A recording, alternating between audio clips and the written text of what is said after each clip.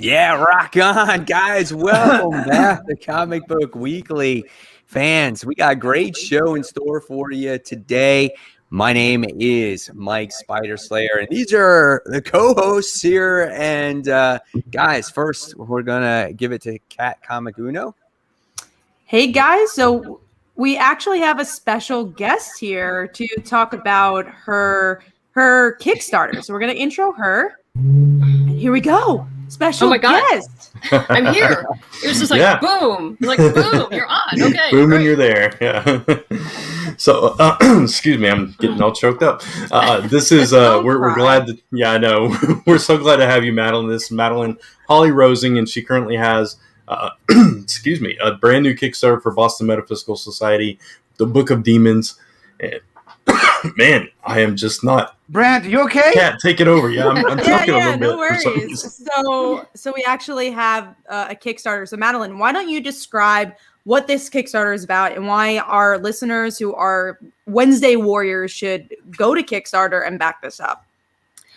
Well, for those of you who are not familiar with Boston Metaphysical Society, it is a steampunk supernatural graphic novel and prose series. We started with a 6-issue miniseries a few years back, which we completed. Emily Hugh was our artist. And since then, we've had 3 sequels with the new artist on board, Gwen Tavares. And The Book of Demons is our 4th sequel. And it's a standalone, but it is a continuation of our previous book, Ghosts and Demons, where we've discovered that Caitlin O'Sullivan, who is a medium and spirit photographer, has some sort of control or relationship with demons, and her mother takes exception to this. And the great houses, which are the hierarchy within my universe, have decided to kidnap her, kidnap Caitlin, and use her to find and enslave a demon for their own purposes. So this follows the team as they've grown. We do have a new team member with the Boston Metaphysical Society. Her name is Alma. She's an African-American scientist. She and Caitlin have partnered up to work on unionizing the labor force in this world. And we have this great cover. I have to commend Gwen. Gwen Tavares came on board with the sequels and has done a fantastic job ever since. And this kind of the Book of Demons wraps up this particular arc, which started with Scourge the Mechanical Man, then the Spirit of Rebellion, and then Ghosts and Demons. But what's even more fun is we have a brand new lapel pin, and we do one every year, but this one is the Plague Doctor, and it was designed by Alejandro Lee, and he did a great job. I actually have them. The pictures don't really do them justice. They look even better in person. So, and you can see pictures of them and the whole set of pins. The pin thing is a very steampunky thing. So if you ever go to a steampunk convention, you'll see, obviously, people still dressed up, and there were tons of pins, and it's a lot of fun. That's nice. There we go. That's the whole set, the current set that we have, and those look really cool. Yeah, they're fun. They're a lot of fun. Yeah.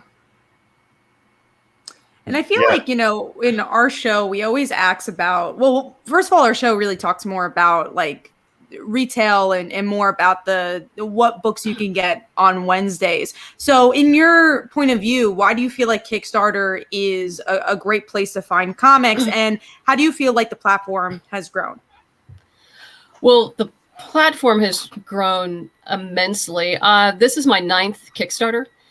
And like a lot of people, my first Kickstarter failed, but we learned from that and moved on and re-strategized and broke it apart in smaller pieces. And Kickstarter has allowed me, and the backers have allowed me to continue to create and to produce, which otherwise I would not be able to do. And it's only been in the past year and a half that you could actually pick up Boston Metaphysical from a comic book store. Source Point Press picked us up about a year and a half ago, and the individual original 6 issues went through Diamond, and then the trade as well. And it's just now that Scourge of the Mechanical Men is available to order through Diamond. So yeah, they have in fact picked up all of the sequels, including the Book of Demons. But I'm still the one who produces them. You know, I do all of that, and then essentially hand it off to them for wider distribution. And it's a good relationship. Don't get me wrong. It's a very good relationship, and I think very highly of Source Point Press, because it is, we maintain creative control. All the creators do, and I can do stuff like this, and I determine which direction the story goes and the characters go, and retain all rights to my own IP, right, which is important. Yeah. Yeah, of course. That's awesome. Yeah. And the Kickstarter looks like it's doing very well. So, like, congratulations on that. It's awesome. Yeah, absolutely. Yeah. I mean, since, this is obviously not my first rodeo, we usually fund within 24 to 48 hours, but this is the first time it funded in 6 hours. Wow. Yeah. That's awesome. That's wild. And still over 3 weeks to go. Yeah. Yeah. And yeah, we have 3 weeks. Yeah, literally 3 weeks to go from today. And it looks like we're going to be breaking all of our previous records that we've done before. And once again, that's all to the backers and people spreading the word and posting and sharing and all that great stuff. And folks like you who let me come on the show and plug it and and say, come on down. Right, exactly. We're very indie friendly here, and we're happy to support as much as we can, and thrilled to have you on the show. And, thrilled with the success that you're having with this campaign. And I can't wait to see how high it goes and how many records you do break. I'm calling 1,000 backers. That's what I'm 1,000 backers. There you go. That's awesome. I'm calling that would be awesome. Okay. That'll be the first for us. So that would be amazing. I feel like you're tracking in a good place. I know I'm tracking in a good place. I don't want to jinx myself, so I'm going to keep my personal thoughts and opinions of where we're going to end up until we arrive there, just because I know there will be a lot of with this many backers, there will be a lot of fluctuations. It's inevitable. So you're going to see stuff go up and down and then a surge and then up and down and up and down. It's part of the process. Mm-hmm. Yeah, for sure. It can be frustrating at times, but like everybody said, you're in a really good place here, and even if it does go down, I think you're good. I think you're safe. But we're fine, and we'll keep pushing forward. As you can imagine, I still have a lot of things planned to keep this pushing forward and until the end. Yeah, since this is kind of what I do. Mm-hmm. So do you have a lot more stories to tell in the world of Boston Metaphysical Society? Absolutely. We are in pre-production for an audio drama. Oh, wow. We are doing the callbacks for the leads this weekend. So I do hope to announce who they are sometime next week. And then we'll be sending out a casting call, and it just went up again. Wow. Okay. Casting call for the secondary supporting characters. I have Eddie Louise and her husband Chip Michael on board as my script editor and sound engineer. They are veterans in the audio drama industry with their own audio drama called Sage and Savant, which was on for 6 years. It's a time travel steampunky thing. It's really great. It's so much fun to listen to. And it also has a companion novel.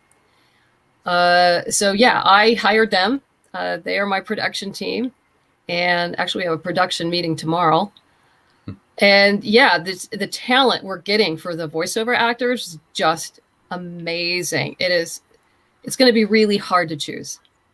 Yeah. It's going to be for those final 3.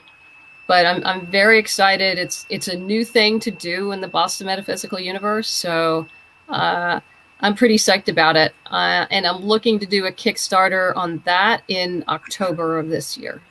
Nice. Very cool. Awesome. And looks like one of our viewers just back. Nice. Oh, Thank you. Thank you.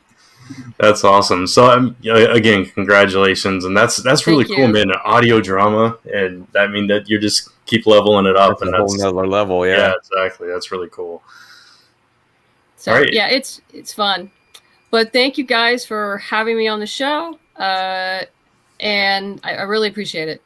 Thank Yeah, you. absolutely. Thank you. Yeah, you're welcome to come back anytime. And everybody watching, definitely go check out Boston Metaphysical Society, the Book of Demons, on Kickstarter for 3 more weeks. So, and we'll have links in the description and everything. So thank you again, Madeline. We'll talk Thank to you. you. Later. Okay, bye. Bye-bye. Bye. Bye. Never seen Brand so choked up before about a kick. I know. He was starstruck. Starstruck. Yeah. Well, we hope you enjoyed that surprise, though. We've been keeping it under wraps, and we hope we could do more stuff like that because we want to showcase all of comics. I feel like that's a big part of our show, not just talking about Marvel or DC, just talking about Kickstarters and indie stuff as well. But let's get into the Marvel and DC because there is a lot to talk about this week, at least news-wise. We have a lot of news. Comic books, that's going to be fun because there was so little this week. But we're going to have some fun this week. And we're going to get into some media news first. A Loki trailer dropped today. So I did not get a chance to watch it. I'm a Brant this week. You can see how excited though Kat really is about when she didn't watch the trailer. Oh, I'm so excited about Loki. Yeah, for sure. Honestly, It was good. I liked the trailer. I actually bumped into it because it was on the Brooklyn Boys Discord. I honestly didn't watch it. Lisa told me about it. So I meant to watch it. And Brand too. I was doing a million different things, but yeah, she was surprised at the direction that it went. Like it's the time travel, time's broken kind of thing, and it wasn't what she expected. I heard Legends of Tomorrow. I heard it was like a lot of like Legends of Tomorrow vibe to it. Yes, definitely. Okay. Interesting. I watched Loki broke the time with the Tesseract from the first Avenger movie. So now he is being hired on to fix all that he broke. Right. I watched it, and I thought Owen Wilson was pretty good in it, but I'm still not excited about seeing it yet. Like, it doesn't – I don't know. I think it might be just Loki the character, himself. I think this is a show – where I'm going to have to win it and it's going to win me over. It's going to have to do that. It's not like some of the other shows that have already been on or, the characters, like, Scarlet Witch already from Avengers and like, and it's like you knew Vision and you knew the relationship in the past and stuff like that. And it's just like, I don't know, man. It's just something about Loki. I'm just not really drawn to the character all that much.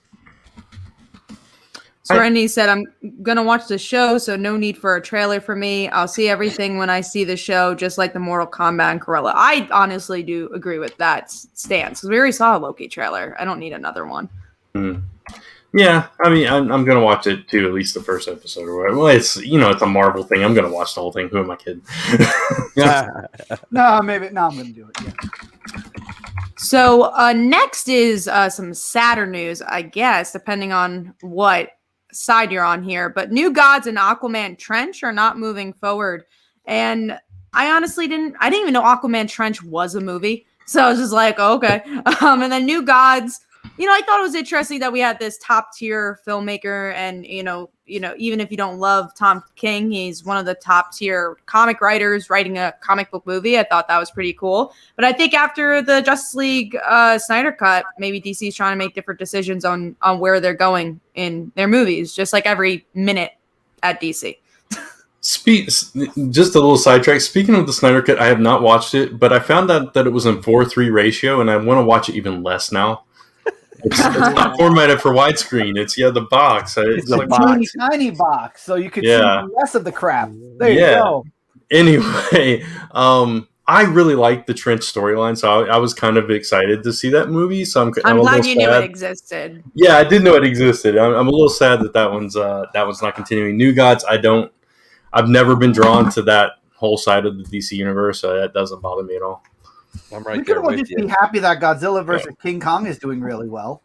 I would hope Yeah, so. I mean, there's something there though that people needed to see. So it did. It generated like almost 40 million in the box office. I think people just wanted a Mechagodzilla mindless was in it. movie. I think people are just like, I think people just wanted a mindless movie. Like, Yeah, you know, yeah, people haven't exactly. gone to the movies in a long time. And it's just like, people just wanted something that was fun. It's sad though, because when you look at the other in the top 5 movies, like I was watching the box office numbers. The second place movie did was like 3 million for the week. And then all the other ones did a million. Is that a combination of the movie theaters and Oh whatever? no, just the theaters. Just the theaters. Okay, so it doesn't count like HBO Max or whatever. No.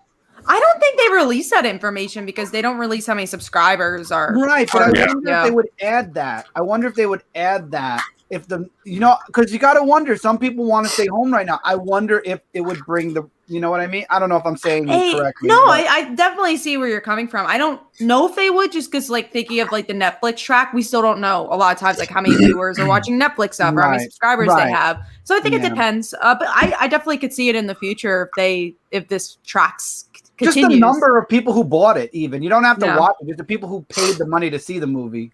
Well, it's hard for the HBO Max stuff because no one's paying anything. They're just watching it. Exactly, yeah. You know, when it comes to The Trench, though, I did hear that they were making that movie. Like, it was like a long time ago. I remember they were talking about it. And I was like, well, that actually could be kind of cool. The New Gods thing I was never excited about either.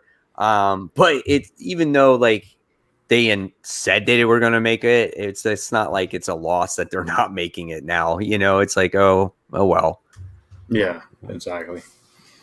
So surprisingly enough, that's all our media news. So we're going to get into our comic news here. Mike wanted to discuss that Moon Knight's getting an ongoing series, which is getting a TV show. So no surprise there. I thought he still had an ongoing series. I didn't even know it ended. No, it's been a while. It was maybe during my 4-month hiatus it ended. Maybe that's why, because I remember it was I think it was gone for like a while.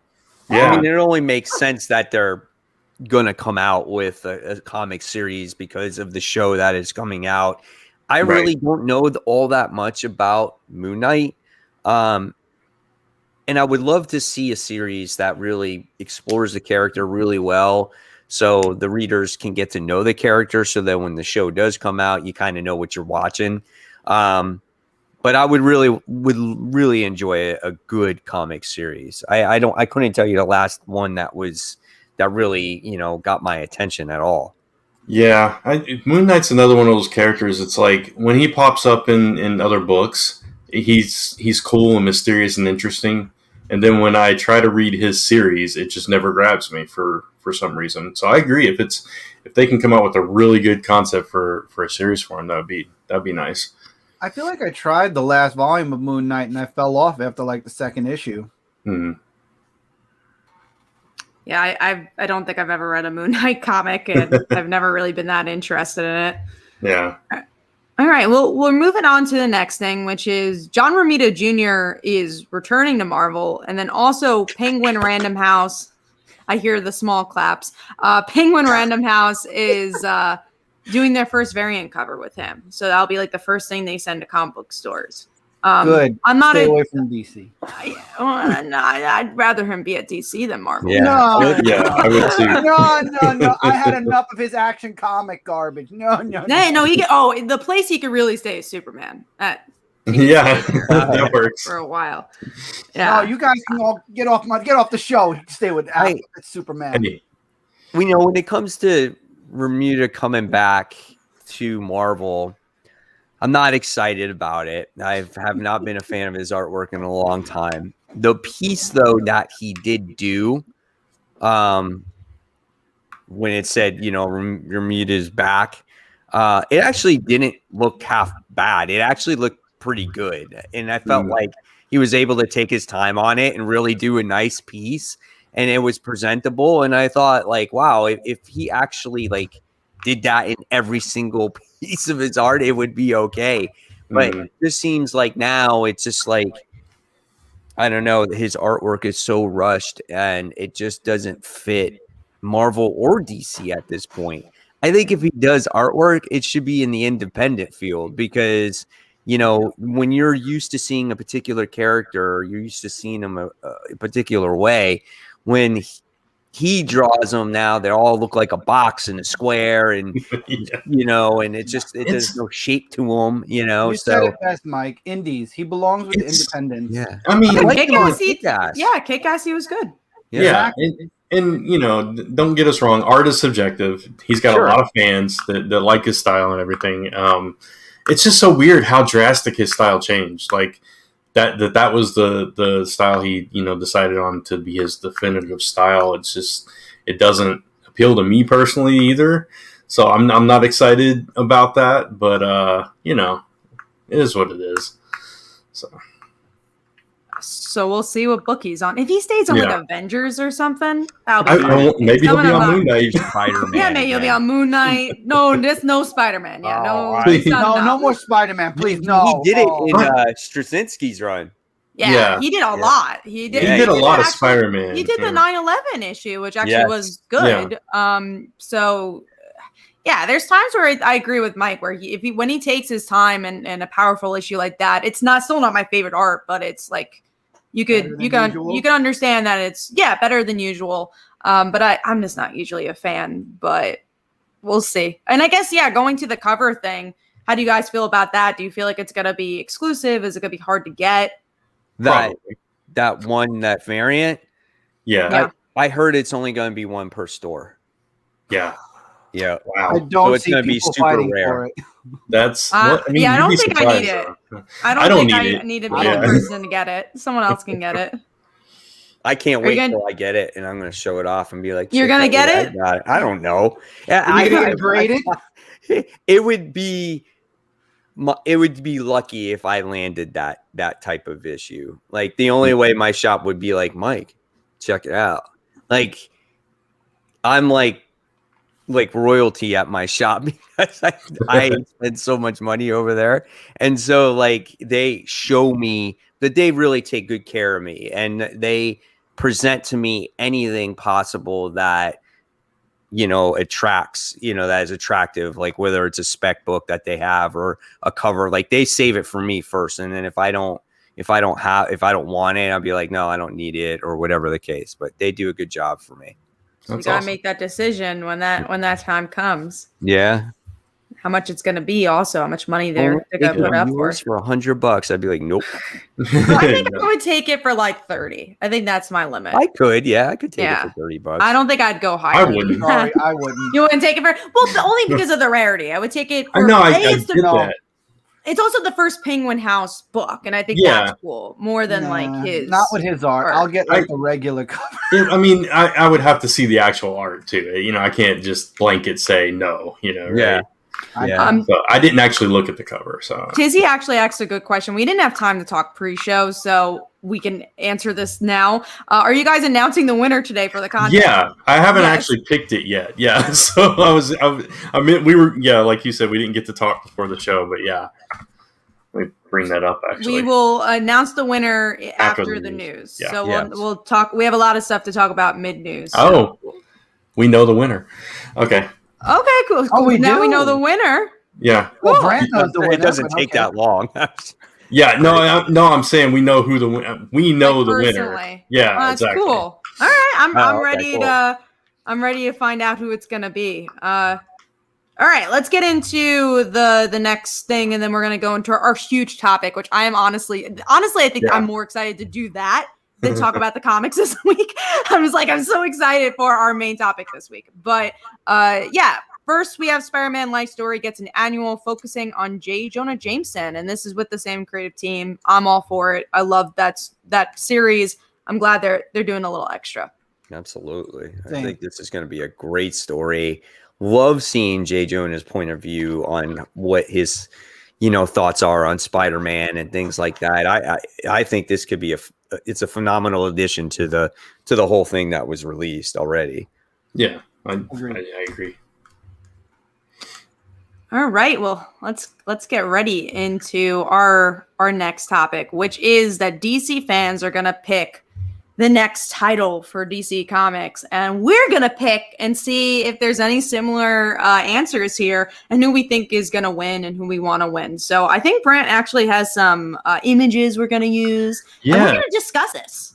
Yeah, so obviously here first is the main image of the bracket, right? Yeah. So then I went ahead and actually, let me find my stupid screen. There we go. I went ahead and broke these down so we can talk about Tavia, you're gonna start a fight right now. You're starting a fight. I didn't see the comments, so I'm not going to ask. You said nobody wants Justice League queer. Oh, you're gonna start a fight. Start. Yeah, we'll get there. First of all, I want to say that my only problem with this DC thing is that as a tennis instructor and a person that runs tennis tournaments on a consistent basis, this is not a round robin. This is an elimination type of situation where you play against an opponent and they're eliminated. A round robin is if you play get a second chance, right? Yeah, you play them again, or you play another match. Yeah. They don't know what you're talking about. They obviously don't know their sports. Yeah, this is a single elimination. I think some of the things that they went up against were so unfair. Yeah. We're going to get to them, but some are just like, okay, that's obviously going to win. And honestly, we're going to talk about Justice League queering Robins. Like, that was probably that was a really hard team up. Why didn't you make it go up against other stuff? I think for some reason, I think certain things were done like that on purpose. 100%. Yeah. I mean, it's obvious, and they're trying to make it like this is the heavy hitter, the clear favorite against the weak contender. You know what I'm saying? They want to see if there's going to be any upsets or anything like that. Here's my prediction, and I'm a little sad about it, and I'm just going to put it out there.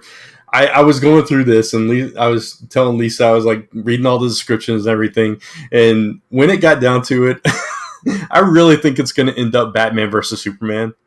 It's going to be Robins versus Superman and Lois. That's, I'm so upset about that, too. Yeah. We're going to get into it. We'll get into it. When we get to Robins and Justice League Queer, I have so much to say, and let's actually leave that to last, because I have so much to say about it. Okay, that's fine.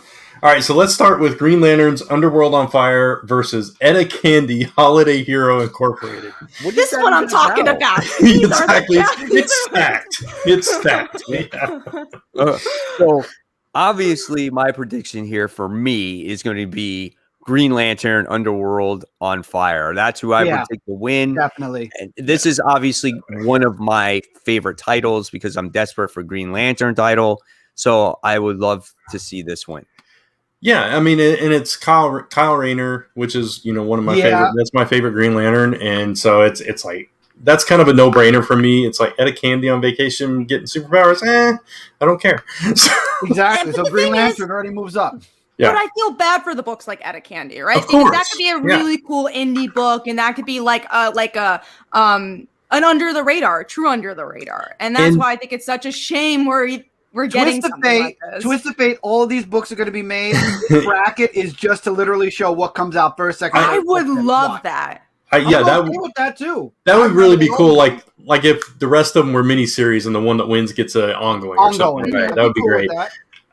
It's like I had a thought and I just totally lost. But, if this was a true round robin, as Mike pointed out, books like Etta Candy would get a second chance to move up. But, right. Yeah. But going on Green Lantern, obviously Kyle Rayner. Yeah. So then we have Paws of the Justice League. So this is animals? Yeah, it's the super pets. See, now you got me conflicted because I kind of like both. Now you kind of got me conflicted because I like Paws. But Jesse Quick, come on, man. Right. Jesse Quick hasn't even been seen. So here's the animals out. I would love to see Jesse Quick. Yeah. But I agree with Chris. As the animal lover, I would love to see a Paws off the Justice League. And what this could be is a great title for the younger audience. And that's kind of what we need in comics right now. Yes. And So that's agree. also another kind of issue I kind of have with all this is because like the books that we need are the ones that are not going to win. So like the Positive Justice League, the books we need for kids aren't going to win. And that sucks. And then we have books like, Superman and Lois. We have 10 million books like that. It's just like, I don't want another Superman and Lois book. Like, why give a chance to Positive Justice League, you know? Yeah. But I do agree. I want Jessie Quick because I love her. Yeah, I love Jessie Quick too, and I would see that's the problem. So Paws of the Justice League, Jimmy Olsen and the Super Pets must save the world from certain doom by posing as the missing League. Why Jimmy Olsen? I don't know. Jimmy Olsen of all people. I'm going to edge out. I'm going to go for Jesse. I think that's the one that's going to pull it out. Jesse's going to win it. Yeah. Jesse's going to win it. You said Jimmy Olsen. That was it. All right, so here we have The Brave and the Bug, Crisis on Infinite Ambush versus Zatanna and the King of Nightmares. Zatanna's going to win hands down. No. Yeah. Ambush Brave and the Bug. No. There's definitely like a big fan base for that character, so that's what's so weird about it. But Zatanna has a bigger fan base, right? Yeah, exactly. And it's I don't know. I'd rather read about the King of Nightmares than not Ambush Bug. I would love a Zatanna book. So we agree that Zatanna is probably going to be the one to win this one, for sure. Yeah, right. All right. So next up, we got Blue Beetle Graduation Day versus Night Runner Love in Paris. I don't even know who Night Runner is. I don't know who Night Runner is. I didn't want either of them. Beetle. He isn't he the character that was in one of the Future State books, or no? There you go. Don't care. Blue Beetle. So the description for that one is all of Paris is obsessed with an intoxicating virtual songstress whose holographic stage shows are lighting up the city of love. But when the Vocaloid Ingenue's fans start to disappear, Night Runner must track down the infamous developer behind the eerie, realistic celebrity. He's only made 23 appearances. Wow. Yeah, let me help out with. After that, reading that description, I could definitely say Blue Beetle Graduation. Yeah, and it's also Jaime. It's not Ted. Just to clarify. Yeah.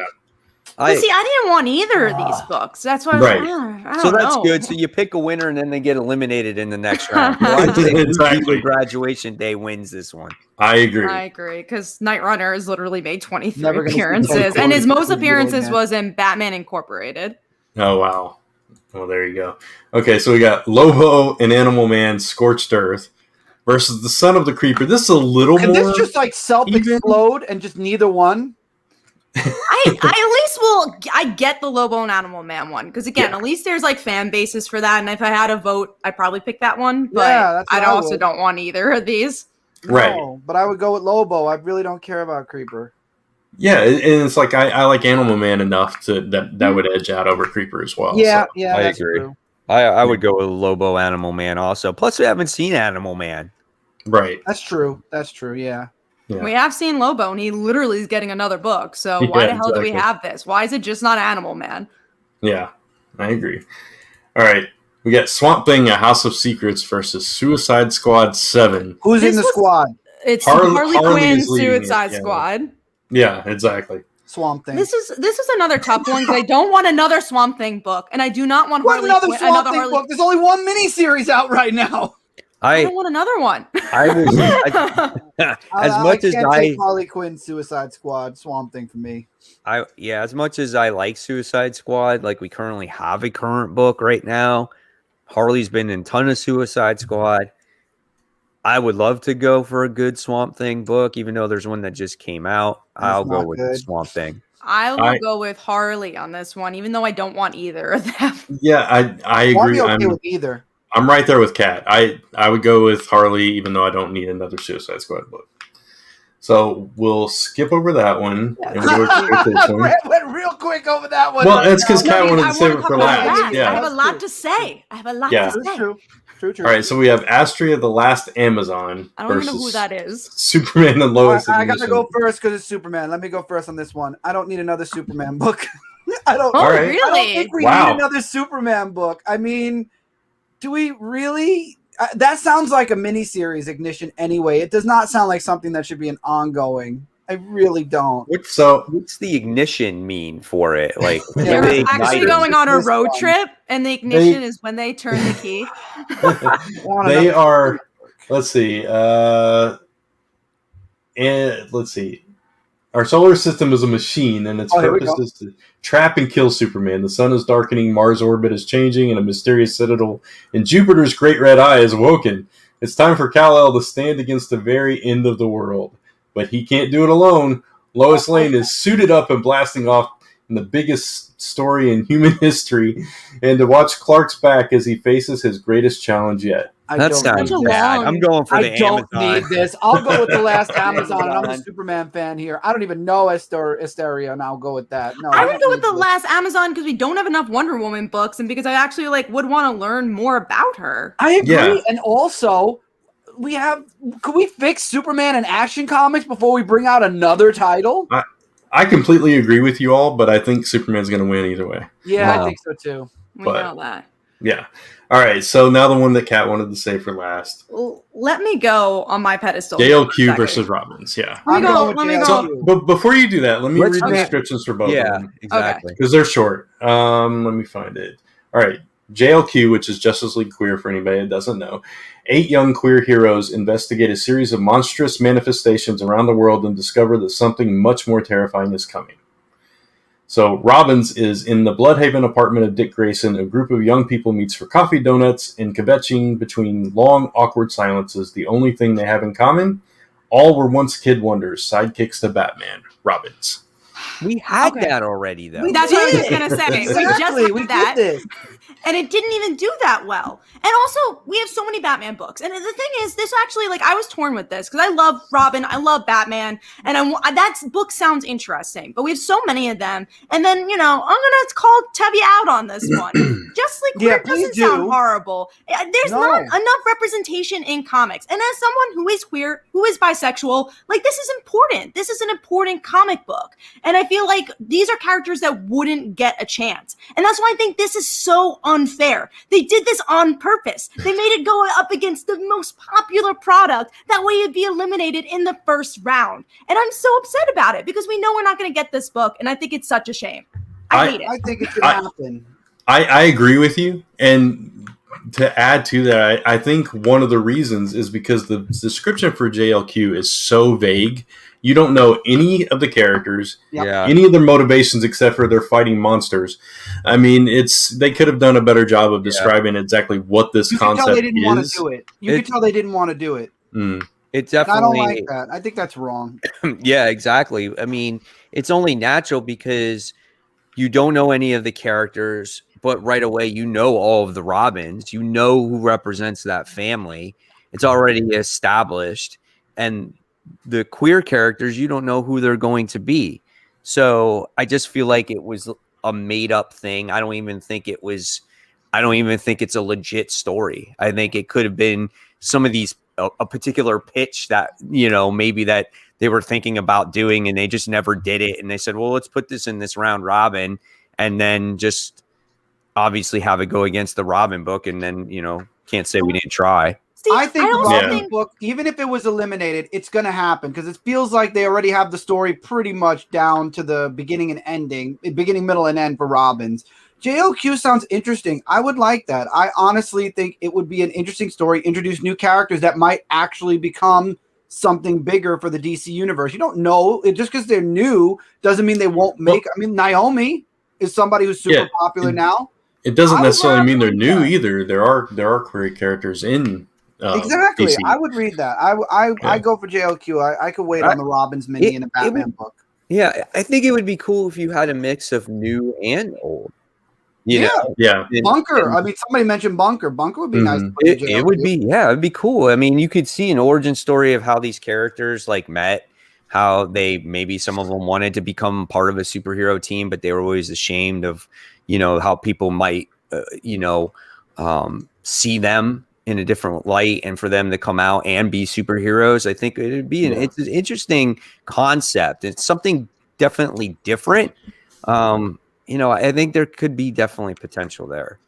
And I think the reason they did this, and nothing against what DC's been doing, because I actually think they've been doing a pretty good job with queer representation kind of recently. They've definitely had a lot of bumps, but they have the anthology, they had the covers. Variants? But I ordered a bunch of them yesterday. I saw a bunch of my comics have those covers. I ordered every single one. Oh yeah, and I'm so excited to pick up all of them. But at the same time, I feel like it's just a marker. It's just like, oh, we have queer characters. It's not actually because they want to do representation in some regard. In this regard, they're like, we're just putting it there to say we did it. We're not actually gonna make it, but we're just gonna say, look, but we do have queer representation, but it's not real representation. We also have a question that it seems like a lot of people are in the comments talking about. Just like JLQ sounds interesting, but why use the word queer in the title? Which is really interesting because people were talking about this, because if you guys don't know, like, queer wasn't a great word, a couple of decades ago, Right. but people have embraced it to mean a lot of different things. For me, I think it's a good word just because it doesn't eliminate people who might, or might be non-binary or might be bisexual, where they're not gay or they're not a lesbian, Exactly. but it's an umbrella term. Q kind of it encompasses all of it all together instead of just, because I don't think you want to have JLA LGBT, because then I think Q it encompasses everything from the LGBTQ plus. Yeah, I think it's a great abbreviation. It works. It really does, actually. Mm-hmm. Yeah. Well, hopefully enough people fight for it, because it's not going to win, and that's so sad. And I guess we'll see what happens. But I just, I think this was a great idea. If it makes you feel better, Kat, I don't think Robbins is going to win either. Really? I think it will. I think out of all of these, all it's right, the whole thing? I think it will. Yeah. Who do you? The whole thing. I'll ask. You think it's going to win the whole Okay, thing? go ahead, Mike. Let's do this. Let's just go down the line, and who do you think is going to win?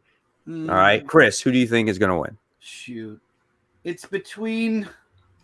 See, I don't know. Honestly, I'd like the JLQ to win, but I think it's going to be between Robbins and Superman Lois. Brant? I agree. I think it's going to come down to Robbins and Superman and Lois, and I think Robbins will edge out. Kat? Yeah, sadly, I think the only third choice here might be the Zatanna or Green Lantern. I don't think Green those Lantern are going to too. win. But yeah, Green Lantern is just the only reason I say that is because Colin Rayner and Zatanna both have very loyal fan bases that might really vote a lot. So out of all of those, I think those are the only other contenders. I really hope it's not Superman and Lois and Robbins. Again, I'd love that book, but I think this should have been a category for books that wouldn't have happened otherwise. And like we mentioned, those books were planned. We have a Batgirls book coming up, and that also takes away the shadow of a great Batgirls book that hasn't been officially announced, but they've been teasing it forever that there's going to be a Batgirls book. So yeah, I think they picked the wrong things here, and it's such a shame, honestly. All right. To answer this, I'm sorry, Mike, to answer this question real quick, what would you put it up against? I think if they had stacked it more fairly, like you put JLQ and Etta Candy, and you get it to where one of those has a chance to get further in the tournament. Right. So then you can start to see the actual support for these books really come to fruition, whereas in the first round, you put them up against a top seed, they don't stand much of a chance. Yeah, I noticed they actually did that. They took a lot of the known titles. I'm looking at the brackets now. They took a lot of known titles and put them up against lesser known titles. Robbins, JLQ, Green Lantern. Yeah, that's what I said earlier. They tried to make it a real tournament where you put it up against the heavy contender, against the underdog, and you see if the underdog pulls out on top. That's what they tried to do. That's what that's what they were going here for. But for me, for a winner, you know what? Son of the Creeper versus Paws of the Justice League on top. No. I'm going for, I don't think it's going to happen, but I would love Green Lanterns to kind of pull out an upset over Santana, right? And then I think out of all the titles on that other side, Robbins has it easily on that other side. Well, yeah, look how they played it out. Lobo, Son of the Creeper. That's going to be the next one. And obviously Robin's going to go to the last round. That's so unfair. That one. And then even if you look at Green Lanterns, and Green Lanterns and Zatanna are going to go up against each other. Yeah. In the next round.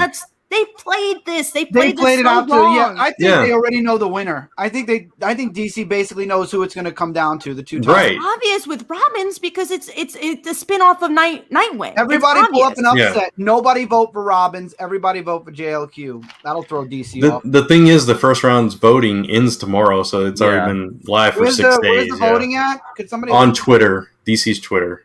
DC's Supposedly Twitter? they did Instagram as well, so they have to like combine all those votes. No, Yeah, Instagram doesn't work as well. I'm going on Instagram stories, but I tried on Instagram stories and it wasn't Instagram's working been right. So. fluctuating lately. I'm gonna vote now. I'm so pissed off. Anyways, So I'm so pissed. let me ask you guys this though. Do you think this is a good idea? I love the fan interaction aspect of it. If it wasn't so heavily manipulated, you know. They were manipulating us. If it wasn't manipulated, if it wasn't American Idol, like with their, selective, promotion of the candidates that they want you to vote for, you know what I'm saying? It's like, those kind of reality TV is structured in that way to where they kind of doctor footage to make you feel for certain people that they want to advance. So it's that kind of thing. So if it wasn't like that and it was truly just, fans get to pick. Right. I think it's a cool idea. Well, if you want, I could tell you all since I'm on Twitter what's winning right now in the first bracket. Yeah, go for it. Okay, so first bracket, Green Lantern is winning a mile, 73-26 against Etta Candy. I'm surprised Etta got 26. Next one, Tana is beating the Brave and the Bug, 78-21. Of course. Okay, here we go. Lobo and Animal Man are winning 62-37 against Son of the Creeper. Mm-hmm. And now I'm voting for JLQ. JLQ is losing to Robbins a clean 46% to 54%. That's close. That's a lot closer than that. And wait, there's more. I'm sorry. Jesse Quick Control is beating Paws Off Justice League 58-41. And Night Runner is losing to Blue Beetle. Oh, there's more. I'm sorry. Night Runner is losing to Blue Beetle 70% to 29. I'm not doing the points. I hope you guys don't mind that. That's fine. Swamp Thing and Suicide Squad are pretty close. 50.5% versus 49.5%. Swamp Thing winning. Crazy. Yeah. Okay. And Superman and Asteria are a 50-50 split. Wow. Oh okay. my Come on, Superman, lose. Okay. 50-50 split right now. I'm so happy about Yes, that. Man, some of those make me feel better about it, and maybe some of those have a chance. Who knows? A lot can happen in a night. I think And then Robbins definitely will win. I think Robbins already is pushing the envelope here. If Superman wins the toss-up with Asteria, that's going to go all the way to the end. But Green Lantern, well, I think I was saying Green Lantern was pretty strong. Yeah, Green Lantern 73-26. Etta Candy's out. I'm pleasantly surprised JLQ and Robbins are so close, though. When it was first announced, JLQ was winning. And then Was it really? and then after like a day, Robbins was beating it for a while. Yeah. I'm just surprised that Superman and Asteria is 50-50. That was the That's shocker. surprising too. Yeah. I think people are tired that Wonder Woman just doesn't get anything. I think people are tired of it. That's So good. if you didn't vote, go on Twitter. Voting's happening right now. I just did my votes. Yeah, Yeah, I I did did it mine right when earlier it went today. Yeah. So I All think this is a pretty good idea. Because people are always like, well, I would love to see this and I would love to see that, and what better way to get people's opinion by doing something like this, because this is purely driven by the people that read the comic books, right? Right. And this gets you an idea of what things could be published and what people are looking for. So maybe next time you do maybe even a larger one, and you do, hey, maybe the top 3 or 4 get ongoing books, right? Yeah. That would be it nice. would be a really cool thing, because it's like you need to listen to the people, what they're supposedly looking for. Then people can't say, hey, there hasn't been anything for us. But when you vote, this is supposedly the voters' opinion here. So I think They it's did it a with good the idea. dog one too. They did it with naming the dog. So I think it's cool that they're doing that. They're doing It more would- interactive, and I like that. I like that. It would a lot. be neat if some of these concepts that don't win, if they got like even though with our feelings about anthologies, even if they did like an anthology or did some backup stories or something, just to give a little love to these concepts, because some of them are fun. Some of them are really. We know we're not going to candy win. one. I would try it out. I'm just like, that's ridiculous. It might just work. That's one of the ones I would skip. Maybe make it a one-shot story, like you said, an anthology. Yeah. And called it DC's Round Robin Stories, and it has all the stories in one that didn't make the cut. I want to know how Superman's winning. The story that Brand told me, it sounds like something we've heard before, just with a couple of little changes, little tweaks. The sun is going out, Mars. I feel like Superman fans, they're just like, I'm a Superman fan and I don't need it. But there's others who are just like, I don't want Wonder Woman. I don't know. I really don't know. I agree with you. I mean, even if Hysteria wins, I mean, I don't know if I'd read it or not, but I'd be okay if she beats Superman. Because it's a book for someone else. I think that's the big problem with this. This is like the biggest issues. Like, yes, this book doesn't have to be for you. Like the Just League Paw, like the Just League. That's what they should have done. Instead of doing the brackets with a known and an unknown, they should have taken the knowns, give them their own tournament, taken the unknowns, given them their own tournament. Then you would have an actual winner that deserves to win. I mean, I get it. Like Mike said earlier, it's like in the NCAA tournament, they'll have like a number 1 seed versus a number 8 seed or whatever. Just, to give those underdogs a chance, like you said. So I understand, what they're going for. It's not fair in this instance. I say everybody buys a rainbow flag. We put it in our background, put JLQ on it, and just leave it there for like a month's worth of our show. I promise you, they might actually reconsider making. I think it would help. Yeah, no, I definitely think it would end up helping. I'll get it. I don't care. I could go on Amazon right now and buy one. You can get some free Brant ones. Brant already gave the. What? I didn't do any. What are you talking about? I thought you snickered at my idea. I did not snicker at your idea. You always snicker at my ideas. You never think my ideas are good. I think your idea is good, Chris. We're gonna. Let's get past that deep issue. It's okay. I've learned to accept. Wow. Okay. But we got some stuff to work out after the show. Apparently, Brent takes me seriously. I jest. Okay. Well, that was our voting time period. Hopefully you guys enjoyed it. We do have comics to talk about. Not many, but I do want to mention something we're going to be doing hopefully during the show. We're going to read some 5-star reviews that you guys send. So we're going to read one every show so it doesn't crowd the show too much and we get some love for people who gave us 5-star reviews. So I am going to share the link so you guys can give us a 5-star review and listen to the audio version of the podcast. So let's see. Our first 5-star review is from, first I got to pull it up. I wish I was more prepared. Here we go. Please don't put that in our review that we're don't eliminate stars just for that. All right, well, let's read Fan of Them 45, who says, great cast and extremely knowledgeable about weekly comic books. If you are looking for a weekly comic book show that knows all the good titles coming out, important news that even you won't know, and all around has fun and does not take things too seriously, this is the podcast for you. Thank you so much. And again, we'll read 5-star reviews every week, so hopefully you guys can leave one. Yeah, thank you. And Brant, you want to announce the winner to the contest? Yeah, we got so much stuff to do. We got that. We got a live shout out. This is exciting. Come on, let's do it. So the winner of our Batman giveaway is a longtime viewer of the show, a friend of ours, Exile State Reviews. Justin, congrats, man. Yeah. Oh my That's God. awesome. That's awesome. Out of like 400 people. That's so awesome. Yeah, 480 people. So thank you so much for everybody that entered too. That's awesome. So how do they get in contact with us so we can get their address? What do we do? Yes. Email us? Yeah, they can email us at, I'll pop it up there, comicfrontline@gmail.com. Get us all your details and we'll get that out to you, Justin. So congrats, man. That's awesome. We should have his email though with the. We probably do. Yeah. Probably do. We should probably do or have somewhere in his social media to let him know that he won. Yeah, exactly. So we'll get in touch with him. And then our live shout out Kickstarter backer, which popped up earlier in the show actually because he backed Madeline's campaign. We're here to shout out Jimmy G, Comic Guy. Woo! So, thank you so much, Jimmy, for all the support. You've been a vocal supporter of this show for a while now, and a supporter of mine. He keeps buying my books. Much love for that. Yeah.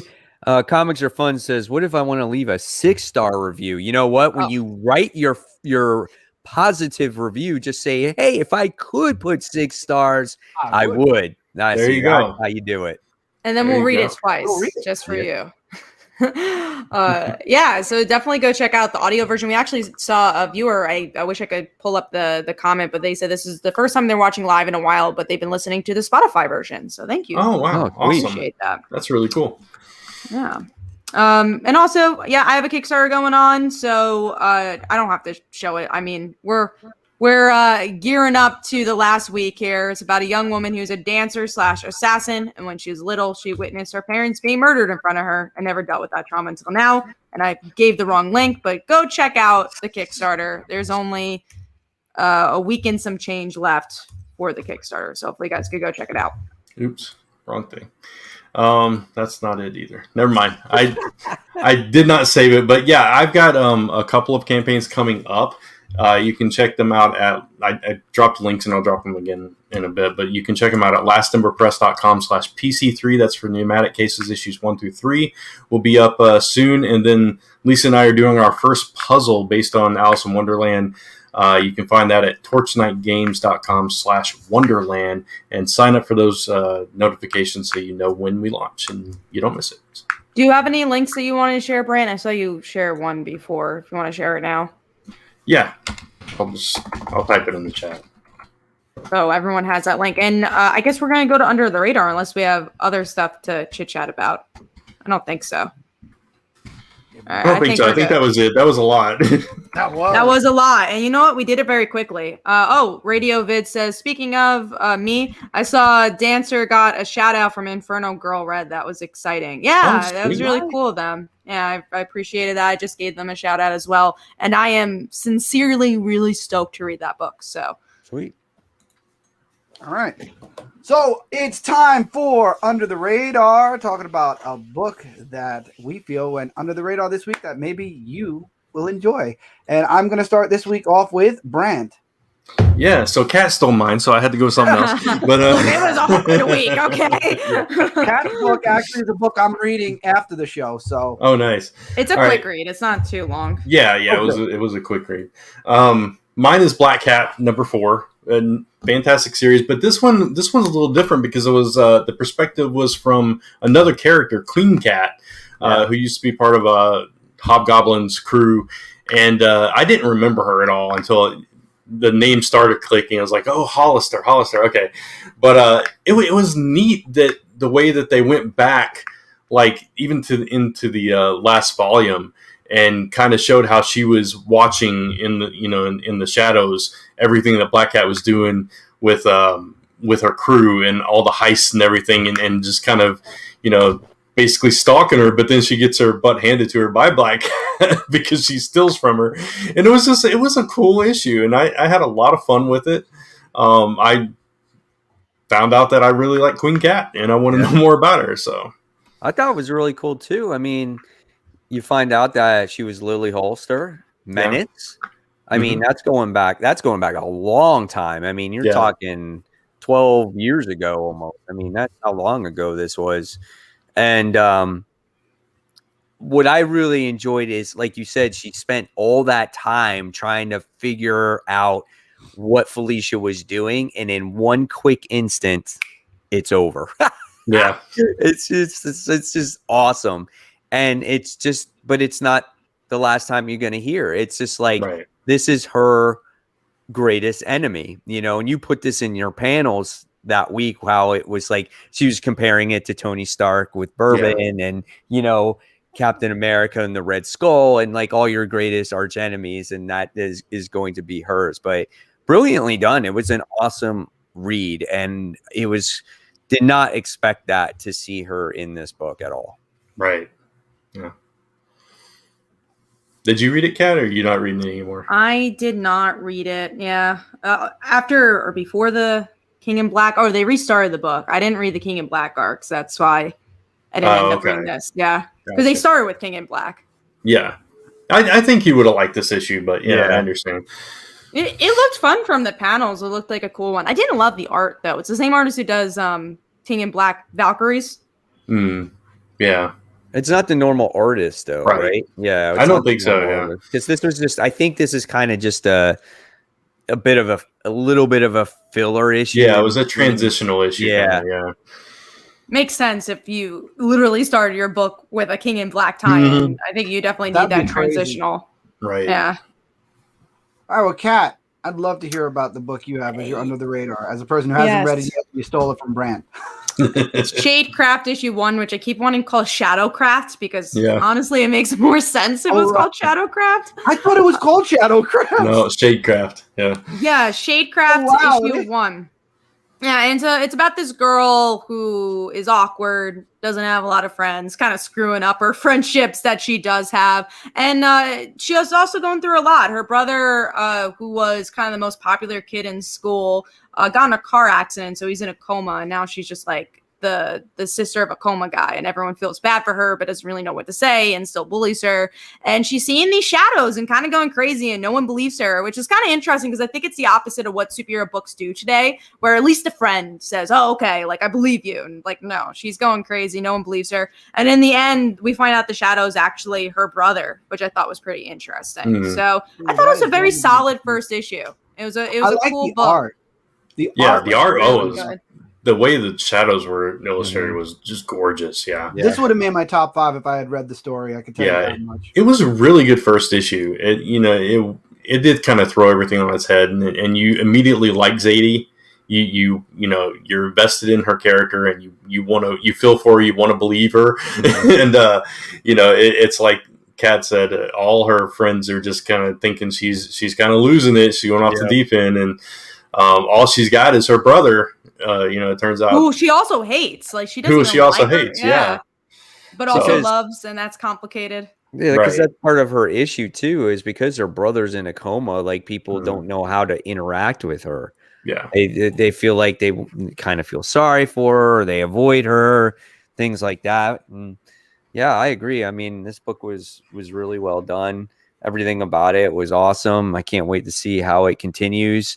Like, she hugs her brother at the end. Or the shadow or shade, whatever he's going to be called. Yeah. I think that's my only worry is like, I like this a lot as an issue 1, but where does it go from here? Like there's really no like breadcrumbs to tell you what this book's actually going to be about. Right. Exactly. Yeah. Or what the rest of the shadow is. Cause like he's having her run and from the rest of it. And is that what causes car accident? That's kind of what I'm wondering. Is it in the family? What's going on? Yeah, exactly. There was one scene though that I didn't like was when she was in the room visiting the brother, and the parents were like, "What are you doing to get out?" Yeah, and it's like, why is that light on? You shouldn't be doing that. And it was just like that scene with the parents kind of seemed a little forced. Like, it would have been fine if they weren't in there and she just like walked out. I think what they were trying to do was the mom was like being very protective of the brother. The shade, maybe that's why. Oh yeah, that's true too. I didn't even think about that. Yeah, it could have something to do with that. So I don't think it came quite across as it was meant to, but yeah. It's interesting. Someone made the comparison of Witchblood and Shadecraft, which I know at least me and Mike have read, so that'll be interesting to talk about. And I think me and Mike have similar opinions on it. So we'll be interesting. I did not read it. Yeah. All right. So, Mike, what was your under the radar this week? Well, I mean, Black Cat was already taken. Shadecraft was already taken also. There wasn't a ton of books that came out that were like, whoa, this is under the radar. Yeah, it was a very small So I went with Man-Thing 50th anniversary issue. This was not a horrible issue. This was actually a pretty decent read, I thought. It gets you familiar with the Man-Thing character, where he came from, who he was. And basically we get, did any of you guys read this? No. I didn't read it. So we get introduced to a new character. It's a female. It's Marvel's version of Poison Ivy. Okay. And this chick is related to the grannies in X-Men. Oh wow. That's Oh, wow. interesting. Those grandmas make their appearance there. They're I guess this girl, it's their great aunt. That's what they are. So to this woman. And she basically takes out Man-Thing, no problem. Like skins him, whatever it is, and creates this big mushroom plants all over the place, and it's like killing people left and right. The Avengers got to get involved and try to save the day. And what happens is this takes place in different stories. The next one, it's going to be taking place in a Spider-Man title. It was actually pretty good, you know. So you get a first appearance, you get the reappearance of the grandmas. You can't ask for more, and now you got a freaking plant version of or Marvel version of Poison Ivy. So there you have it. Awesome. I mean, at least it was something different than just like a random one shot. Mm-hmm. And then mine obviously goes to Spawn, issue number 316. As a matter of fact, I just did my pre-order. In 2 more months, we get in Spawn Universe, issue number 1. This is all the setup for Spawn Universe. We get to see the new Spawn creation in action. The new Spawn. You know, whoever it is, it's another Spawn. It's And named has Plague. spikes. I'm sorry, who? Plague. Oh, it is Plague? I Yeah. thought the big guy was just calling him a Plague. Okay. No, his name is Plague. Yeah. Okay. There you go. His name is Plague. He's got spikes. He spikes the big baddie. I forget the big baddie guy's name because Omega Spawn. there you go. He's a mega Spawn. And then you have Spawn and Night Spawn fighting a bunch of soldiers. This was an awesome issue. Art's gorgeous. The Medieval Spawn. There's so many interesting Not names. Night Spawn, Medieval Spawn. I like calling him a knight. He looks like a knight. I know he's medieval Spawn. You want to tell everybody about the book, Mike? I'll sit here and I'll listen to you. No, I mean, there wasn't much that happened in the There book. wasn't. I mean, you got Omega Spawn fighting Plague, and basically, you know, Plague is no pushover. This thing can cause some serious damage. He's the next Spawn that's in in the normal realm or whatnot. You got She Spawn trying to find out who killed her friend. She realized that all these other Spawns are around as well. And like you said, it's just a big setup for the next event that's coming. Now, I know we're getting Spawn Universe Spawn. Who are the other two that are getting the books? Is She Spawn, and is Plague getting the 4th book? No, it's well, you're going to get Spawn, the regular series. You're going to get Universe. it's called, there's a team book. Yeah. Okay. And then you're getting Gunslinger, who's another That's one. another one. Gunslinger. Okay. Yeah. So there's 4 books. One's going to come out every week. Yeah. I can't wait. Weekly, I think man. we're only getting Universe though in 2 months, and then after that we get the other books coming out. Yeah, I'm not 100% sure. But the thing about this, though, it may be coming out weekly, but it's a different title every single week. Yeah. Oh, okay. And I don't think it's going to be priced at a high price point. No, I think $2.99, it's still all going to be $2.99 each issue. which I like. I'm very. I wonder happy what with printer they have, because that's a nice prize. Well, you know, McFarlane, he just says, you know, what am I going to do? Am I going to, you know, be greedy and make a few extra dollars, or am I going to make the people happy and keep it affordable? Then I think that's his mentality behind He just made $2 million. I was about to say, or he can afford to print so many copies that it just takes that price way down. But again, you could be a person that has all that money in the world and sits there and says, well, I'm going to make it even more money because everyone else charges $3.99, $4.99. You know what? I'm going to do it too. But that is for true. him, I'll give you that. Yeah. he keeps it classy and he keeps it at $2.99. There's no comic out there that's $2.99. No, only his, and they're really good. Spawn is really good. But that's under the radar. I'm going to pass it now to Mike for the top books and our top 5. Yeah, so guys, we got our big books that we're going to be talking about. Not too many this particular week, and once again, there will be spoilers. So for whatever reason, if you did not read your books, you know, just mute the book. You know, just mute your show. Don't leave our show. Just mute it. Yeah, no, give us the view. Come on, man, we want to keep you on there. We don't get that many people on the show as it is. We don't need to lose the very few that we have on here. So let's go ahead because we're like the late night comic show. We're one of the later ones on there. So, all right. So here we go. Better Ray Bill, issue 1. And based off of my initial thoughts here, I don't think Brant liked this book. I don't think so either. It was an interesting book. But he wants to be a pretty man again. So 2 reasons. One, I did not like the art at all. I just could not stand the art.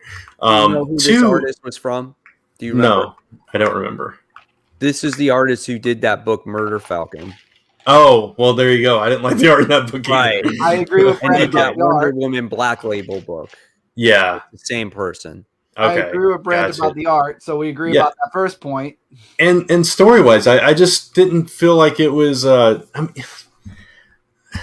it felt like it was watered down. The entire story, his entire backstory, his entire struggle, all the drama in it just felt like it was watered down and boiled down to this basic concept that just did not come across to me. I didn't feel it.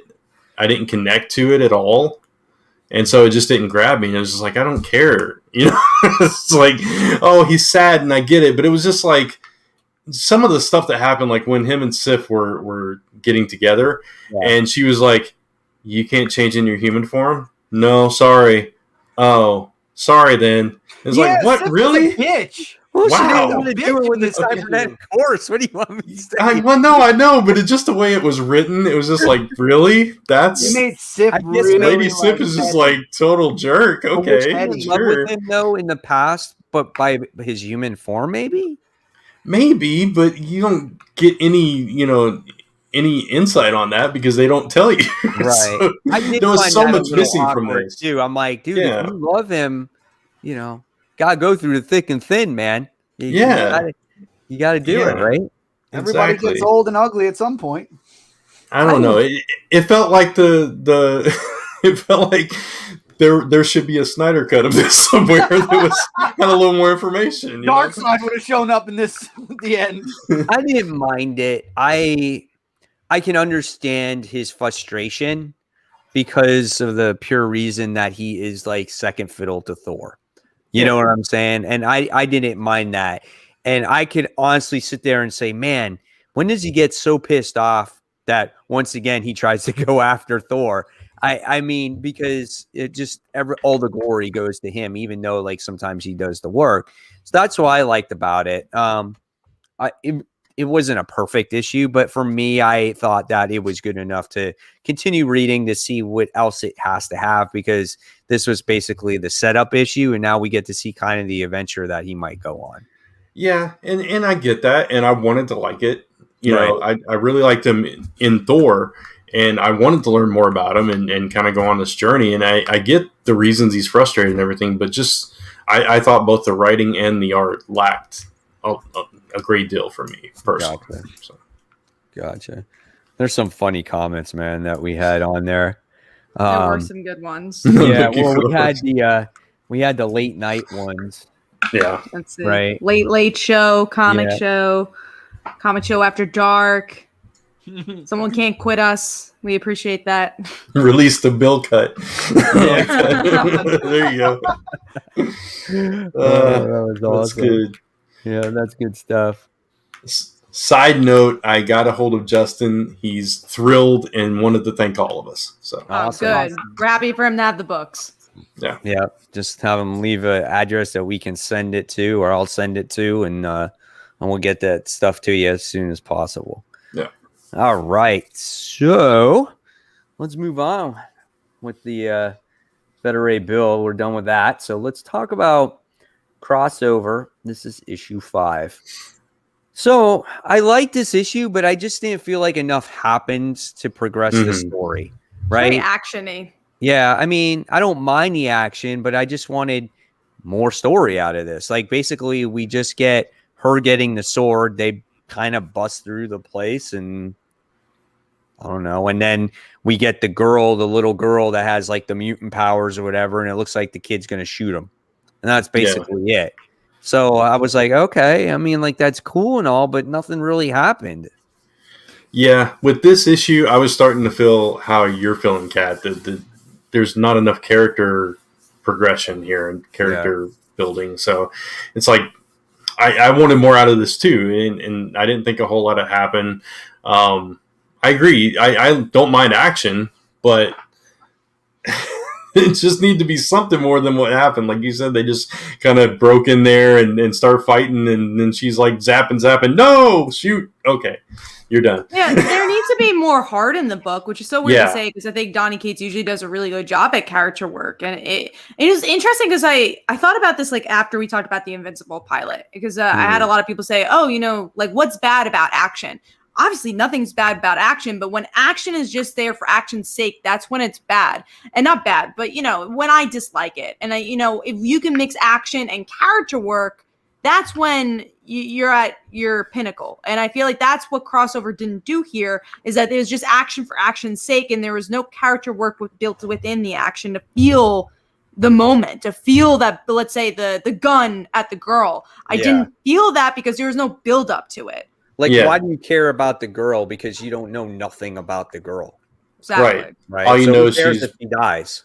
Yeah, exactly. All you know is she's separated and trying to get back. That's basically it. And we just learned like 2 issues ago at the end that she had powers, right? Yeah. So up until then, you didn't even know that. I don't know. I felt like they tried to inject some of that character stuff with. Referencing the God Country stuff. I know what that sword means to you, those kind of lines, but it just wasn't enough. Mm-hmm. And maybe it's that they've introduced so many characters now that he's having a hard time balancing between all these characters and trying to fit some of that stuff in. I don't know. Right. Even the main character, I don't really feel like I know her. It's just like, okay, she's just kind of there. I guess she's used to be from this comic world. Even the guy, okay, we saw his journey a little bit. We know his dad's an asshole. But yeah, there's more layers there, and it's taking a long time to get there. And it's interesting because you look at, and I know that Mike has read this now, Baby Teeth, that didn't even finish, it's just like, maybe he needs to do smaller scale indie titles and not these ongoings. I mean, maybe it's just, and then who knows, maybe this is just kind of like almost like a filler issue in the series, to where maybe we get more depth in I don't know if it was supposed to be, though. It felt like it was trying not to be a filler. Right. I'm just flipping the other side of the coin and looking at it, It felt like this was... I'm sorry, Mike. I thought you're done. I am. I'm done. I was just going to say, it felt like this was supposed to be a major cliffhanger that you're like, oh my God, he can't shoot her, So it's like, I agree. It's like this whole 5 issues so far has felt like one of those, like a movie that's structured to where they drop you in the middle of it and then they back up and kind of show you how you got there. But we haven't got to that point yet. So we're 5 months into this thing and we're still getting that opening scene. It's like, you need more. And maybe it'll be better in a trade. I don't know. I don't even know. I feel like it would be more boring in a trade. Not to say I don't like it though. I mean, I love the concept. I like the art and everything. And at this point, I get your point, Kat, and I want more out of it. So yeah, it's definitely not a book I'm dropping, right? Like I'm gonna definitely continue to see it, but 100%. But I feel like it might just be too big of a concept, and you're really seeing it now. Yeah. All right, so we'll see what happens with it going forward. All right, so let's talk about The Flash, issue 768. So this is the book where we get the return of Wally, and based off of Future State, he was supposed to be part of the Justice League, and in this first issue, he's like, nah, just kidding. I don't want to be part of the Justice League anymore. And then he wants his powers taken away from him. And so in that attempt to get his powers taken away, something happens in the Speed Force, and now he's basically time traveling and goes into other people's bodies. And now they got to find quantum leaping. What's that? He's quantum leaping. Quantum leaping. And now we got to get him back home. What did you guys think of this concept as a first issue with Wally in it? I personally really liked it. I have not read a Flash book in a while, and I was like, oh man, it's really easy to jump into it. I thought they handled Flash's like Wally's character really well. It was just fun. I liked it. I thought it wasn't like, oh my god, this is the best book ever, but it's just like definitely gave me enough to want to get the next issue, and it was a good start. Yeah, for me, it was just it was fine. You know what I mean? It wasn't like you said, Kat. It didn't blow me out of the water or anything like that. It was just okay. This is a decent story. I can get with this, but I think I wanted more because I just want a really good Flash book. I also wasn't crazy. I mean, it wasn't bad art, but I wasn't crazy about the style personally. The angles were super weird. Yeah, they were. The art changed though, based off of the time when he went into different times. I can't hear you, Do you Chris. think that was necessary? Yeah, we can't hear you at all, Chris, if you're talking. I think it fit. Like when he went to the there you go. When he went to prehistoric times and stuff, it was it kind of fit the overall timeline, I guess. Yeah, and the future stuff. Yeah, that looked really cool. So, gotcha. I'm right there with you, Brant. I thought it was fine. It was good. I just was expecting something completely different. Like I thought he was legitimately going to be part of the Justice League, and yeah, he might still be after this arc. I know. If you don't want to be part of the team, just leave. Why do we got to take your powers away? Yeah, that's what bugs me about that too. Yeah, and responsibility. Maybe if he has his powers and he feels responsible to still be a hero. Well, not just that. Don't forget what happened to Roy, which Tevye says he thinks that Green Arrow was being a jerk, but no, he wasn't. He's justified in the way he feels. I mean, right. After what happened to Roy because of Wally, Green Arrow is very justified. He was also kind of nice about it by the end. Like he was just like, I was just angry. Like, let the boy do what he wants, Mm-hmm. Yeah. So the key thing is how long do you go on when it comes to this type of story arc? Though? Oh, not a long time. Yeah. It will lose me if it goes on for a while. Yeah. I say no more than one more issue. There's no reason to keep this going on. One or two. I have a feeling it's I'd say one or two because they're going to do at least a 3-parter. Yeah, I have a feeling it's going to be a longer arc. I hope it's not. And honestly, the reason I picked it up because it was a very small week. But I'm going to continue reading it. This sold me on Flash again. Yeah, I definitely want to get the next issue. I did like the cliffhanger. I liked Gold Beetle coming back, popping up. And it's like, why is Gold Beetle there? That was kind of cool seeing something else from Future State incorporated. So, there was enough to grab me, I guess. All right. So we'll see what happens with Flash. Better than him killing people, I guess, right, guys? Yeah. Yes. Much better than what we've been seeing. All right. So let's move on. Let's talk about our number 5 book. So my number 5, believe it or not, was actually Silk. I actually enjoyed it. Even though, we know all about her, she worked for J. Jonah, stuff like that. I just thought the artwork was a nice book. It was a light feel to it. I love the way Cindy's interactions were with any of the characters in there. I really like J. Jonah though in this issue. He's such a old school mentality type of character in this book. Like he's just you shouldn't be working out. You're a woman. You shouldn't be working out. You don't want to be a bodybuilder or something like that. It was so funny. I love that she just kept coming back at him. It's enough with that Don Draper sentiment, let's move on. I love them. I like that every single time Cindy does have an ongoing, it's usually about them. And I think that's why it works. This is a mini series, not even ongoing. But I thought it's a little forgettable. That's only my big thing. It's just I don't know if I'll remember this, but it's a fun ride when you're reading it. I just miss Cindy. Yeah, it was fun. There's definitely elements of Spider-Man and Spider-Gwen, mixed in with this. So, I enjoyed those aspects. And like you said, Kat, I love her relationship with, or both of you said, I love her relationship with JJJ. And it's like he's building his own little spider army here. He's got, he's, in bed with Spider-Man. Now he's with Silk as a bodyguard. And, it's like, It's so funny It's weird considering how his that's history. evolving. Yeah. Yeah. The ending of this book was weird too, because there was those Mhm. people that wound up getting killed, right? Yeah. And she's like, "Who is this? A werewolf?" And then right away, I thought it was Jay Jonah's son, right?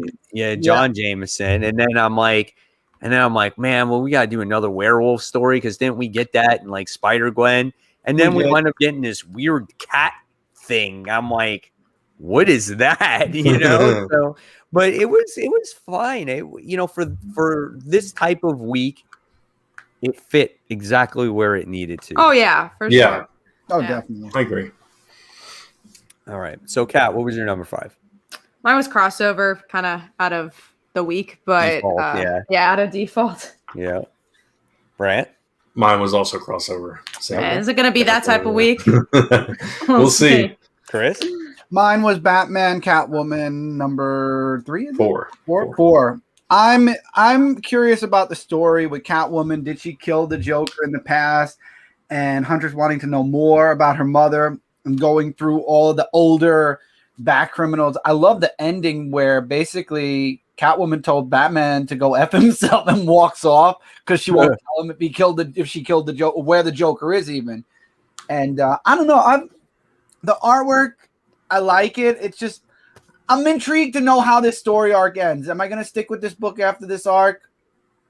Well, it's only a mini. Yeah, Oh, it's only a mini. It's not Yeah. an ongoing. No. Oh, it's not then never ongoing. mind. Then I'll probably, when the mini's over, I'll be done.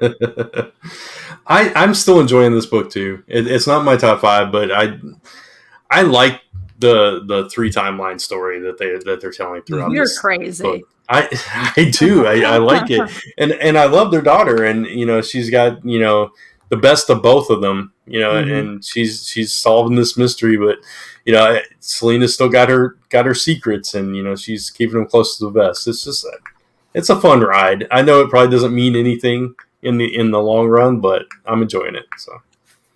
Well, Mike left, and those right are here. actually all. Okay, so Mike's there. All right. All right. Just had to get some water. All right. So that's everybody's number 5, right? Yeah. All right. So we talked about Silk. We talked about Batman and Catwoman already. We're just knocking them out of the park. So we're just going to jump into our number 4. My number 4 was a book we already talked about as well, believe it or not. And mine was Brant's favorite book of the week, and that was Better Ray Bill. Sure. Right. Number 1 with a bullet. Yeah. It's on his And wall right Chris. now with the bullet hole. So we're going to go with your number 4 now. Chris. Mine or Brant's? Yours. You're Chris. Spawn 316 was my number 4 this week. We already talked about it. All right, Brant. So what is your number 4? Mine's going to be a surprise. Power Rangers Unlimited Heir to Darkness. I knew you were going to say that. Panels, you knew that was going to be his number 4? Yeah, because he put it in his panels, and I'm like, if he put it in his panels, This is top 5. that means that, I mean, not every time it means that you like a book or it's going to be in your top 5. But since there wasn't that many books this week, I had a feeling it was going to be in his top 5.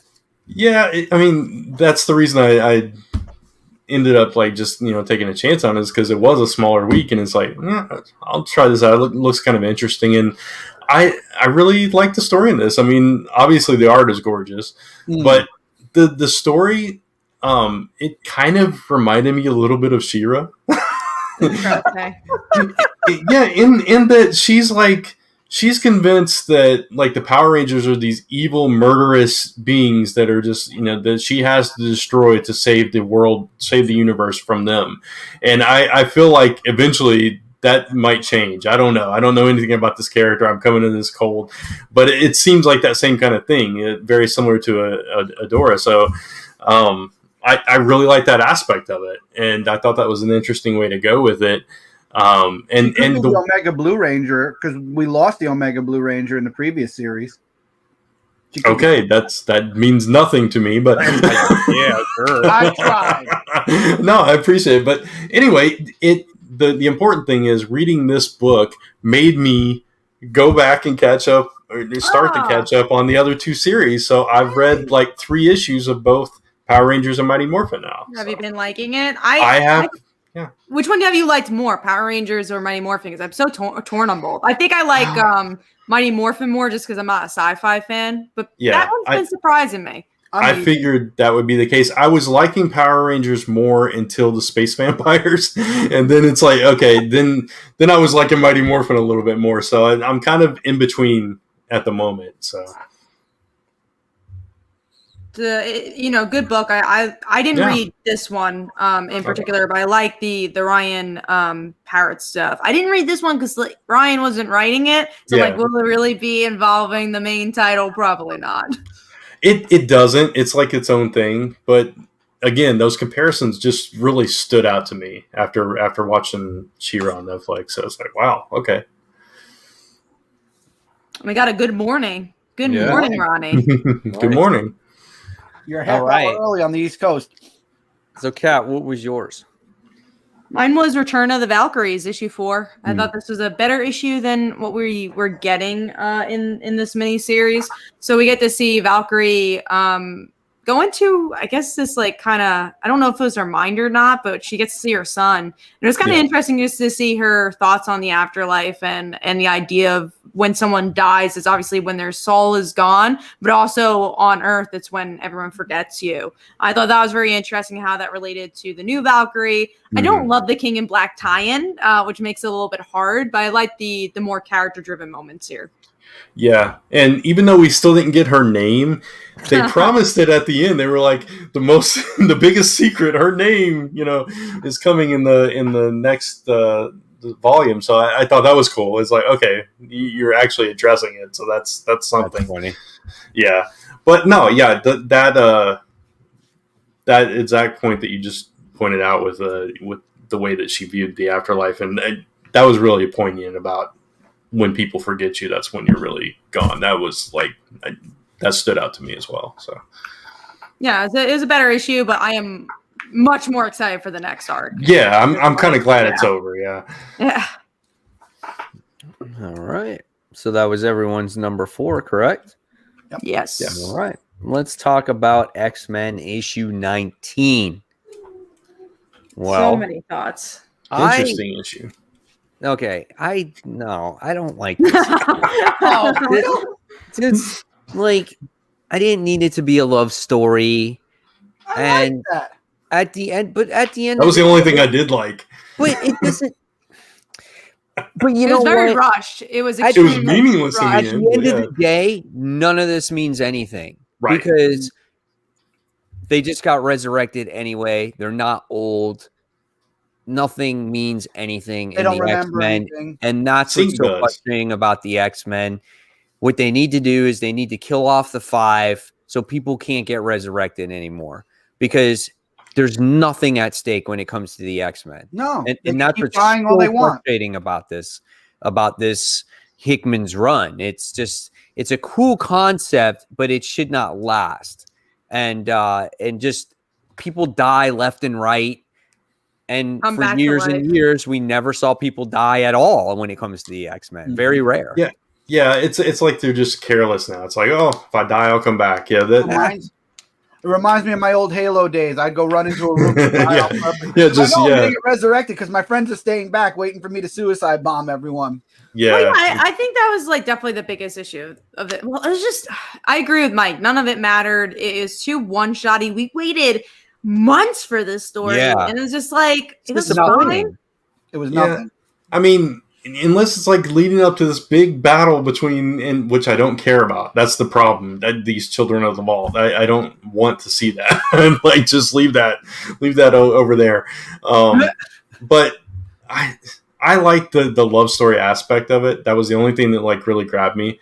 And I thought that was touching and everything, and it's kind of sad and tragic that he remembers it and she doesn't. Yeah, she doesn't. So I mean, that kind of sucks for him. But we'll never see him again anyway, so it'll be fine. Probably not. Yeah, it's but they made it a thing with these children of the atom, and they follow them in this vault, and like you said, it was so. We stayed in here for years and we tried to escape and we couldn't escape. And they have this first generation of children, second generation of the children, third generation of the children. Who cares? And then they finally escape and they kill them.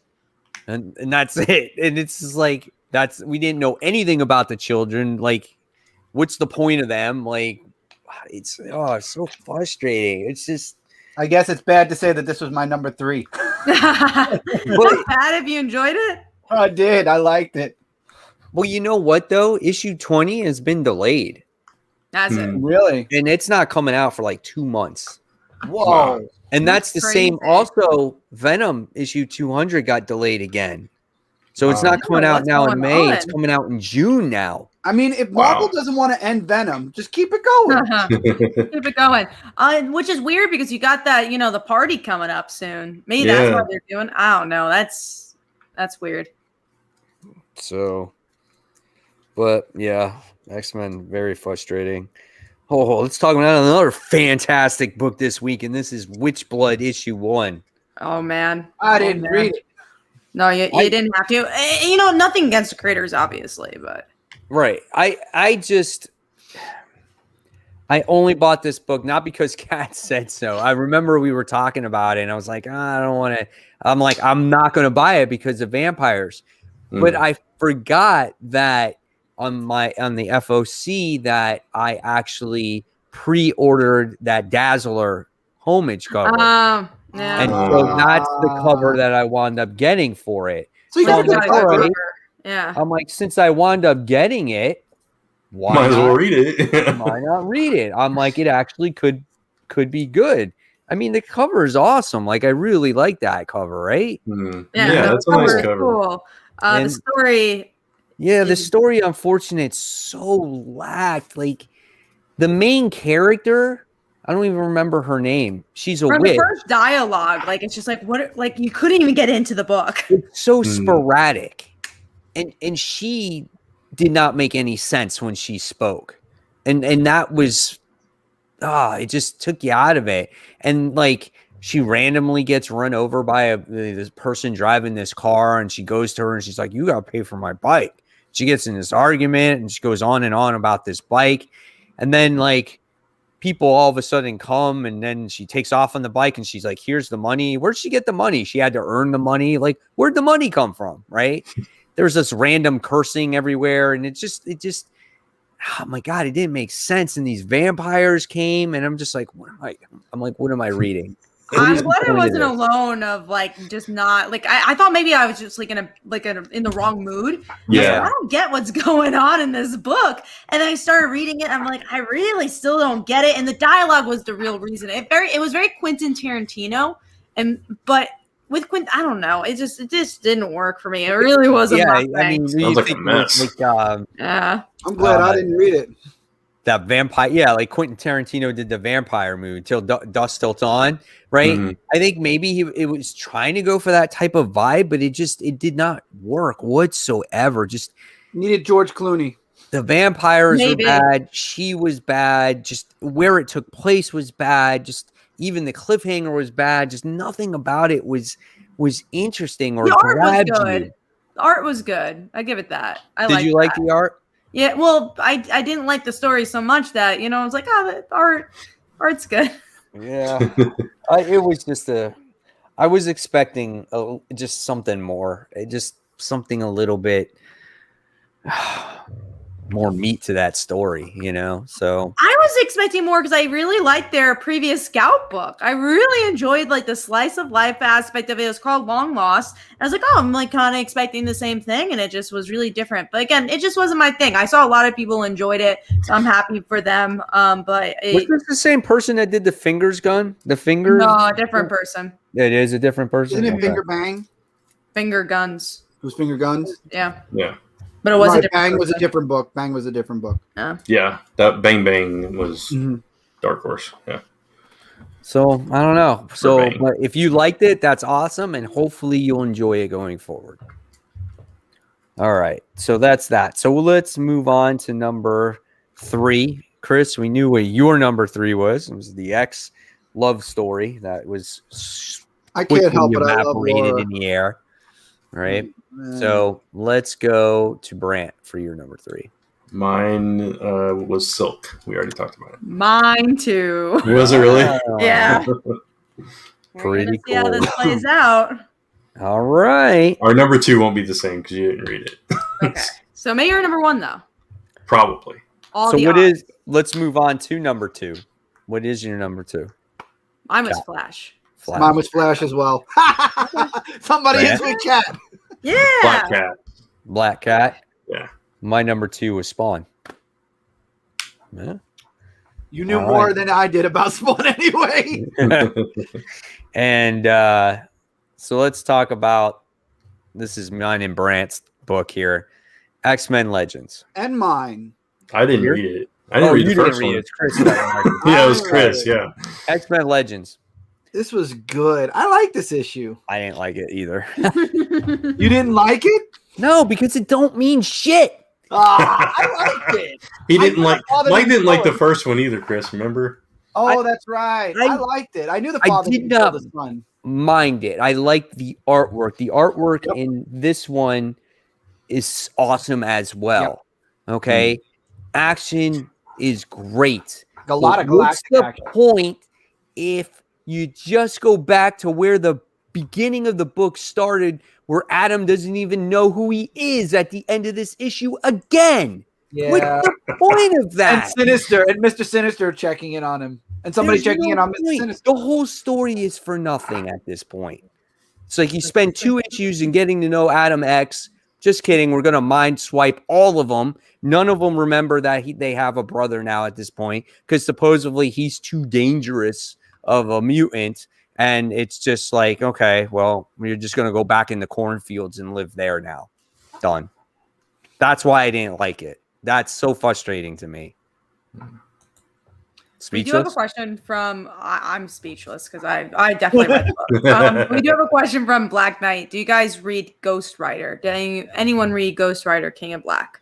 I've not. I'm sorry. I I love didn't, Ghost Rider. yeah. I didn't get to read it. I did not. I did read most of the last series, I think, but I fell off towards the end of it. I like this X-Men Legends book. I mean, I feel like this is going to be one of those series where it's just like a bunch of X-Men stories that aren't part of the main X-Men universe. But Yeah. I understand how you feel that, like the whole story was for nothing, but it was only 2 issues. It Right. wasn't like 5 issues. So I love Oh, so it's done? It's over? No, there's going to be another story another arc. next. Oh, okay. Yeah, and the next story is going to be about X Factor. Yep. That's Okay. what I'm looking forward I'm to. only here for Kitty Pride. If Kitty doesn't show up, I'm never gonna pick it up. So, I mean, I'm still going to be continuing this. I was just frustrated because I feel like I'm getting vested in a character, and then And then all they of a take it sudden away. It's for nothing. It's for no reason, And it's like, oh, we're building relationship with our brother that we didn't know that was our brother, and things like that. And it just, again, it's just like the X-Men book we just read, X-Men issue 19. It's just like everything gets erased. It's forgotten. It's swept under the rug, and I just don't like that. I just think that's kind of a cop out. This was my number 1. I mean, I Mike like just the hated both of nostalgia my factor. topics. X-Men I today. do like the nostalgic. Like, I love the way the characters look. I love the way they act. The artwork is phenomenal, but you just sometimes the art just can't do it. It just can't. That's not the comment I wanted to pull up. You can do one above it. Here it is. X-Men Legends number 1 and 2 got great artwork. Yes. They did. All right. So now we'll move on to number 1. My number 1 was Black Cat issue 4. Love that book. No one died. Nothing got erased. Good. Cat, what was your number 1? Shadecraft issue 1. Nice. Chris, yours was X-Men. Let's say it again. X-Men. X-Men Legends. There it is. All right. So I guess that's it when it comes to Hey, wait. Wait. What's Brant? What do you think it is? Shadecraft. I think it's Shadecraft. Shadecraft, yeah. It's Shadecraft. Yeah, there we go. That's right. That's why Mike skipped you. He's like, Yeah, I know. what it He's is. like, I already know what Brance is. Who cares? I can't believe. So all the odds is what we had. So we had 5, 3, and 1. That was the same. Yeah. That's funny. There wasn't a lot of pickings. I Yeah. bought 7 books this week. But I actually read 12, believe it or not. So I think I read like 7 or 8. 10 for me. 10. I almost read an extra book. I don't even remember what it was, but I ended up not reading it. I did really read don't 2 books that I didn't get a chance to read. I read Casual Fling issue 2, which was actually really, God, man, that series is good. And then what was another book? Oh, I finally read that. What is that book called from Bad Idea? Oh, I don't know what it's called either, but The computer book or whatever it is. I read that. Does it start with the E? Yeah. God, I'm drawing a blank to it. Really good book. Really good. About the computer coming to life, basically, and planting bombs everywhere, and just like these secret agents have to go and stop this thing before it does like a Judgment Day type of situation. Really. ENIAC? Is that it? Yeah, ENIAC. Yeah. There we go. I knew it was an E. That's it. It was a really well written book. So good. Definitely didn't think it was going to be as good as it was. Cool. All right. So, Brant, I'm going to pass it to you. Anticipated. Yeah. There we go. Most anticipated. And there's a we lot. have the chop block too. Oh yeah, we got that. yeah, So we we'll got do that first. Yeah. There you go. With Pass chop, it Looked to at the Chris. doc. I was like, wait. Yeah, I knew there was something. I was like, wait a minute. we're chopping things. I'm not chopping anything. Brent, I know you probably are chopping something. Beta Ray Bill. I knew it. Yeah. I felt it. Done. Mike, I'm getting rid of Witch Blood, and I'm hanging on to Better Ray Bill. Cat, Witch Blood is out. I didn't read Witch Blood. I'm going to hold on to Beta Ray Bill one more issue. So I'm not chopping anything this week. God bless you both. Sorry. All I right. hope it's the best issue ever.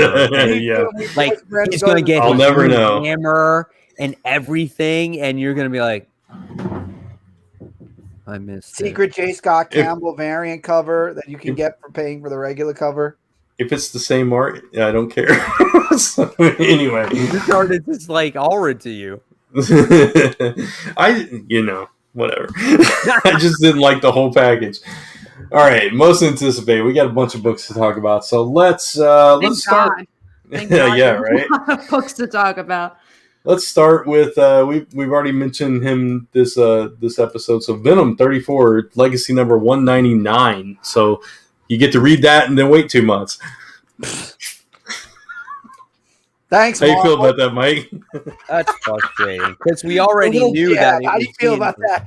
We already knew that it was being delayed, and now it's getting delayed a whole other month again. So that's frustrating. But I'll take what I can get for right now, but it's going to leave you on that cliffhanger, and you're like, man, I got to wait forever. I mean, we got left with the last cliffhanger too, right? With the whole Captain Universe thing, right? Yeah. So I'm excited for it, though. I can't wait. Yeah. And staying with Venom, we got King in Black number 5. Going to wrap it all up. It's been so long since we got that last issue. I know. I missed the entire event, so for me, it's just like, bye-bye. Yeah, I wouldn't catch up if you haven't read it. It was a good event. It was. Oh, I know. I'll probably get the trade. And saying that from Kat is pretty big. Yeah. It is, honestly. I was pulling teeth to read this book, and I can admit it was a pretty good event. Yeah, it really was. I'm curious to see how it ends, though. Where they leave everything. I hope there's like good information. Like I hope there's stuff to think about it. It's not just like it wrapped. Right. Yeah, exactly. All right, let's see. We got Firepower number 10. Already 10 issues. I'm stoked. Crazy. I love that book. Issues. I'm only I do like too. 9 issues behind. Only. You will catch up in that in an hour. I think it's gonna be awesome though, because we found out in the last issue that What's Her Face is alive. Yeah, and he doesn't know it. What is his wife gonna think about it? Right. Oh, that's gonna be interesting. Yeah. Right. Even how about the kids too? I mean, there's just a lot of reactions that's gonna happen with that. I love that cliffhanger. I remember, I don't think you read that issue, Mike, when we were on the show, and then Brand said, "Yeah, that's a predictable cliffhanger." I'm like, but it's so cool. Like the ramifications of it is so cool. Yes, it's gonna be huge. Yeah. So, Chris, I was serious. You could sit down and read this entire series. No, in yeah, like no, an that's hour. not a joke. Really? It's very It's a light very dialogue. fast read. Yeah, but it's too bad good. Did they trade paperback like the first like? Yes, the first 2 and plus the free comic. So there's like 3 books. But you I don't think. need to read the prelude. There's also a No, prelude. you don't need to. I read the Yeah. prelude. I read the Oh, prelude. okay. At the first Yeah, so you read the prelude. Yeah, so volumes 1 and 2 are out. If you read the prelude, I would say all 9 issues is less than that because it was actually pretty wordy. The prelude. Okay. The rest of it is really quick. Okay, Yeah. that's fair enough.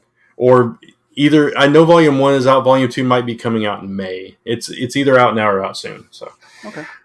all right. Green Lantern #1. A I've new gotta Green try Lantern it. that's not Grant Morrison. I've got to I'm try gonna it. Ain't try bad. it. See, Yeah. I'm not getting it, man. You I'm- guys gotta let me Why? know. You got to try it. It looks very try it. spacey, and it looks Yeah. It is a little bit- space. It looks too sci-fi It's for Green me. Lantern. Of course, it's Sci-fi. spacey. It's gonna be a sci-fi. No, I like Green Lantern, but I like when he's grounded, and it looks like Yeah. it's just gonna be focused on space adventures. Yeah. And When I'm just- when have we had our last like? Was it Jeff Johns' run where he was grounded on Earth? the last one, Well, Vendetti's I don't run was know. actually pretty good when it wasn't New 52. Right. Yeah, but I haven't read Green Lantern in a very But the long time. last yeah, I don't time, know. It's been a while. it's been a long time since he's I mean, when you look at it, even Jeff Johns, like he focused on all the spectrum of lanterns, so you can't say that was grounded in any way, shape, True. or Right. You're right. He did go out into space. He met all the different lantern corps. That's right. so. But I have to give this a try. I just Yeah. Yeah. have to. Absolutely. I'll wait Yeah. for the Kyle Rayner book. Oh, yeah. Man, I gotta wait for Thanks, the I'm tournament. Great. Outcome That of might the beat it. tournament.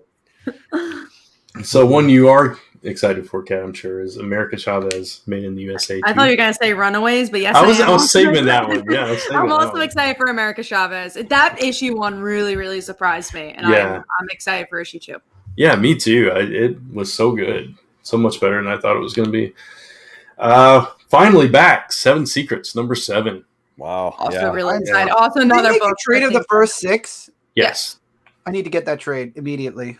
That book would be like both Firepower and Seven Secrets are like made for you. It's like the DNA. Oh, of yeah. Chris. So Yeah. that's Oh, why yeah, like, I you gotta loved it. I check read out. the first 3 issues of Secret 7. I remember. Oh, so you know, yeah, it's easy to catch up. There's a lot that happens. That 7 Secrets is an example of action where characters at the center of action. There's Yeah. so much action, but you feel the emotions of the characters where the action is better because of that, and it makes it like an epic issue. Yeah, but I think Secret it's 7, Secret 7, I was going to collect as a trade anyway. I wasn't going to collect it as single issues. Yeah. I knew I was going to do it through trade.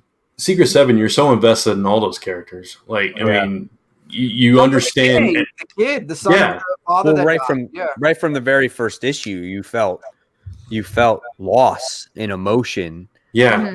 a reason behind the main characters there. But we know that as longtime fans of Tom Taylor, that's what he does best. Is that Yeah. character development, all that growth, all that emotion. He knows how to pull at the heartstrings. You get it right from that very first issue of Nightwing, right? Mhm. I mean, he knows how to do it.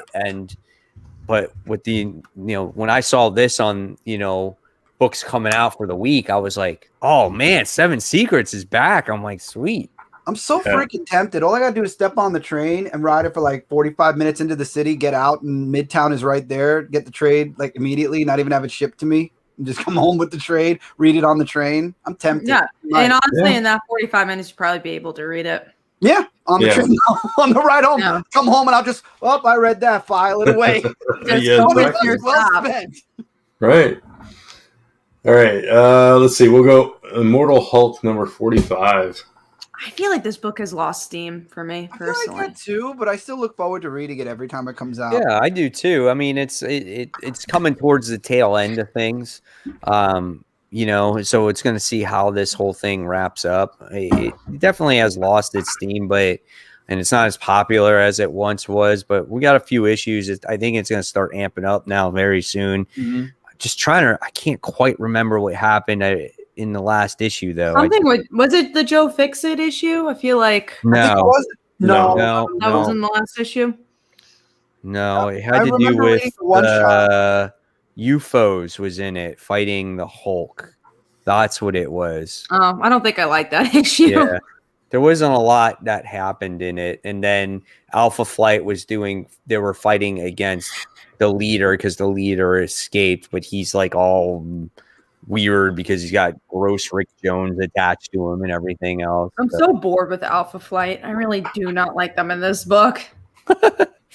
So, but it's coming to an end. But the Alpha Flight stuff is going to stick around because they get a spin-off book off of this. Once this ends, I have a feeling we're going to get like an Incredible Hulk book where Hulk will be leaving the horror genre and see, I don't even know if I want that though, because they didn't know how to make that succeed for such a long time. Exactly. I would like to see a Hulk family book. I think that's why I enjoyed Immortal Hulk. I want to see everybody together and interacting. I don't know. I'm trying to think of a good way to do a Hulk story now, and it's like he's gone through so much, and there have been so many different takes on it already. It's like, what do you do with the Hulk? Honestly, yeah, I agree. Hulk, Agent of Shield. No, they'll do that too. They have done that actually. Remember Doc Green? I mean that was actually a pretty good series that got cut. Peter David did that run right after Grey Hulk. Peter David did that one. I think it's Jerry Dugan. That was the one where Bruce Banner controlled himself as the Hulk, right? That was the one where he got smart. He was the Hulk was smart. He had like that Bruce mohawk. Banner as the Hulk. Mark Bagley did the artwork in that. I really think it was Jerry Dugan who did that. I think that was Jerry Dugan. I'm thinking of the Peter David run where it was Grey Hulk, and then Bruce Banner took control of the Hulk, and he never. That was in the '90s when Peter David. Yeah, that was old. Yeah, that was '90s. That was '90s. No, the Doc Green stuff was more recent. Oh, okay. I'm sorry. I'm thinking of the wrong this is when right after All New Marvel. Oh, okay. Yeah. I'm thinking of like Bruce Banner Hulk. This is all new, all different Marvel. I think this is when that came out. Right. That's me. Ding ding. Okay. So second issue of Noctera, that first issue was pretty solid. I think we all enjoyed it. So yeah, I'm excited to see where it goes. Yeah. And let's see. We got 2 number ones. The Silver Coin number 1, which I know you're going to pick up, Kat. I'm stoked for it. I love it. So it's an anthology kind of where it's all connected by someone gets this cursed coin. And it's all, instead of it having different artists every issue, it's different writers every issue. Well, it's the same artist for all the issues, and he's going to write the last issue. And he's actually worked a different story, a different character. It is, but they're all connected. So it's all different stories, and they're all connected by the coin. And it's all collaborators he's worked with before. So Kelly Thompson. Michael Walsh is the artist. What company? I'm sorry. What company? Oh, Image Comics. Yeah. Image? Oh, I'm gonna be. I'll check it out then for sure. Issue 1 Chip tomorrow. Chip Zdarsky issue 1. I'm stoked. Okay, I'll definitely check it out tomorrow then. And I might go to Midtown tomorrow. I might have to trade tomorrow. And then Magic the Gathering number 1, which we discussed post show last week. We were going to give it a shot. I got it. I pre-ordered a physical copy of issue 1 after post show last week. I looked it up and I like the variants that are coming out for it. Yeah. Each one has like the character for the guilds. So issue 2, I forgot what guild it is, but issue 1, I think I got the Shadow Guild for the first one. Cool. Yeah, I just want to see what they do with it, and hopefully it's good because I don't know much about it. 5-issue mini. Oh, I thought you were gonna say. I thought you said Image. Yes, no, it's an ongoing, I believe. Oh, yeah. Ongoing, even better. Okay. All right, and the one that Kat's been waiting for me to talk about, Runaways, number 35. That ending. Cat's number 1. Already number 1 on the list. Cat's number 1 for next week. Take note of it now. It will probably be my number 1. It's probably the only book that will always secure a number 1 spot. But yeah, the ending was with Pixie and Nico looking lovey-dovey, so I'm very worried and very excited for the book because I trust Rainbow and I love it. I love the book. The book is fantastic, but yeah, I'm a little worried about that too. It's But Carolina has it. She's still sick, man. She's just She's so sick. I hope we get to see like a little healthier Carolina, or at least more sick Carolina, because we didn't get to see her at all last issue. Yeah, Nico can't handle the sick. She's going for the pixie. It's not death do us part or sickness and health. She's like, you know what? Bye, Carolina. And then the last book we had to talk about is Batman issue 107, which was the only one we all four marked. So, well, how the Gardener isn't 108? Yeah, right. Where the new character gets dropped? Or is no, next issue is this one, right? Yeah, this one. Okay. Miracle Molly. Miracle Molly, yeah. Well, Miracle Molly showed up last issue. Now it's the Gardener. The Gardener. The Gardener. The next issue has the cover, the variant cover of Miracle Molly. Mm-hmm. Right, yeah. That I got. I might get this issue also just for the first appearance. The Gardener. What's the Gardener going to be about? What do you think? I'm curious if it's going to guy from the Batman 80s. Connect to Poison Ivy. Yeah, Poison Ivy. Well, we know it's a girl. We've seen an image of her. Yeah, I think because Poison Ivy's been very much teased in these previous issues. We've seen flowers on the wall, especially with Harley. So I think it's got to be related to her. Yeah, I agree. So I don't know. It'll be interesting. I love all these new characters though. I think it's cool. They're all interesting, and that's the cool thing. They're not like throwaways. You never know where you're gonna get in every issue of Batman, and that's so surreal and different than what we've gotten in the past. Hey, don't forget though, you're gonna get a story about the Ghostmaker though. Yeah, we are. Yeah. Are we going to read it though? No, paying that extra money for that book for Ghostmaker. I will read it just because it's probably going to be connected to the main story because it's written by the same person. Sure, right. But I'm not excited for it. Right, exactly. All right, and that's it for most anticipated. All right, and that's about it for the show. Anything going on with anybody that want to mention real quick? For Brooklyn Boys, really quick, I've been bringing Brooklyn Boys back. I've moved my vlogging series over to Brooklyn Boys. It's part of my newsletter, which will be dropping tomorrow, right, Brent? Yep. The Shooting Star Press's newsletter is dropping tomorrow. I talk all about it, so I'm going to give a briefie here. I brought Brooklyn Boys back. That's where I'm posting my vlogs instead of doing it live on Facebook or everywhere on Twitch. I decided to bring Brooklyn Boys back. Michael and Kevin are slowly joining back on with me. We came up with a really cool concept that might be dropping next month for Brooklyn Boys.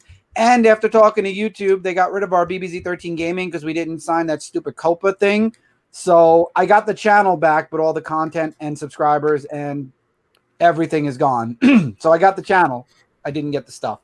So we're going to see about doing some games on there again as well. And the Brooklyn Boy Discord, you can go on any of the previous 2 videos I did, the live streams on Brooklyn Boys. We are starting a Brooklyn Boys community on Discord. We already have a nice sized community. A lot of people came over from another gaming Discord that we were a part of, and it's a really nice community. We're a safe community. If you'd like to join, link is on any of the previous Brooklyn Boys live shows that I've done the past 2 weeks. So you're welcome to come join and talk with us about video games, skits that we've done, whatever. We're a pretty open community to talk about anything and everything. All right. Brant, anything? Yeah. I mentioned earlier in the show, I got 2 Kickstarters upcoming, one for comics, one for puzzle. I'll drop those links again in a minute.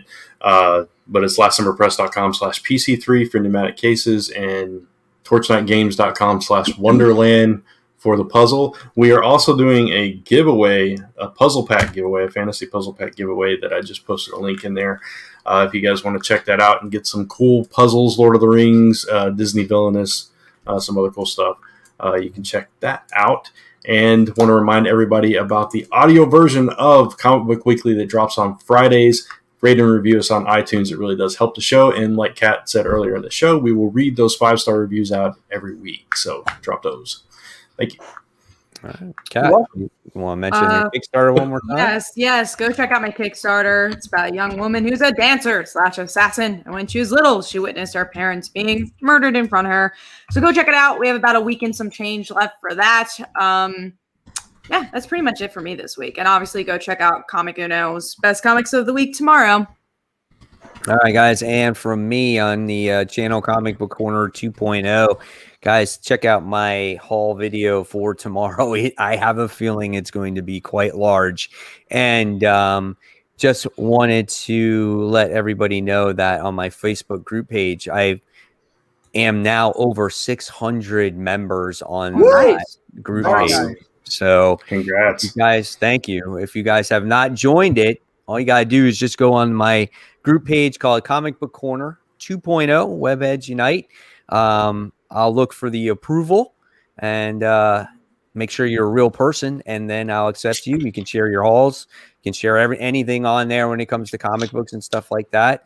And it's a great community on there. And then the last thing is that I just wanted to let you guys know my road to 10K X-Men giveaway is in full swing.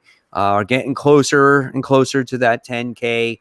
And believe it or not, the prizes are getting more and more. I'm actually getting donations from the comic book community saying, cool. here, take some X-Men stuff. Use Nice. it as for your giveaway. So I really appreciate that. That's awesome of you guys. I just got recently a 9.4 graded comic book, an Uncanny X-Men. I'm getting another Wolverine issue 10 graded comic. That's going to be in the contest as well. So That's stay gonna be tuned for some those hefty added winner. prizes. What's that, Chris? It's going to be a hefty winner, whoever Yeah, wins. man. I might have to split it up in a couple of groups here because it would be one large package for somebody. But I think I might do like a first, second, and third place. So we'll see how it That's goes. fair. Yeah. So, but that's about it from me, guys. So, and from all of us, we thank you for watching Comic Book Weekly. And of course, as usual, make sure you subscribe to the channel. Don't forget to hit that bell. Of course, follow us on all the social media stuff. Facebook, Twitter, Instagram, YouTube. This is great. I can read it now. And then we have Yeah, I'm glad we have- changed it. yeah, me we too. have the thumbs up. Of course, give the videos a thumbs up. And guys, once again, thank you so much for watching. And until next week, this is myself, Kat, Brant, Chris, giving the wave. Take care, everyone.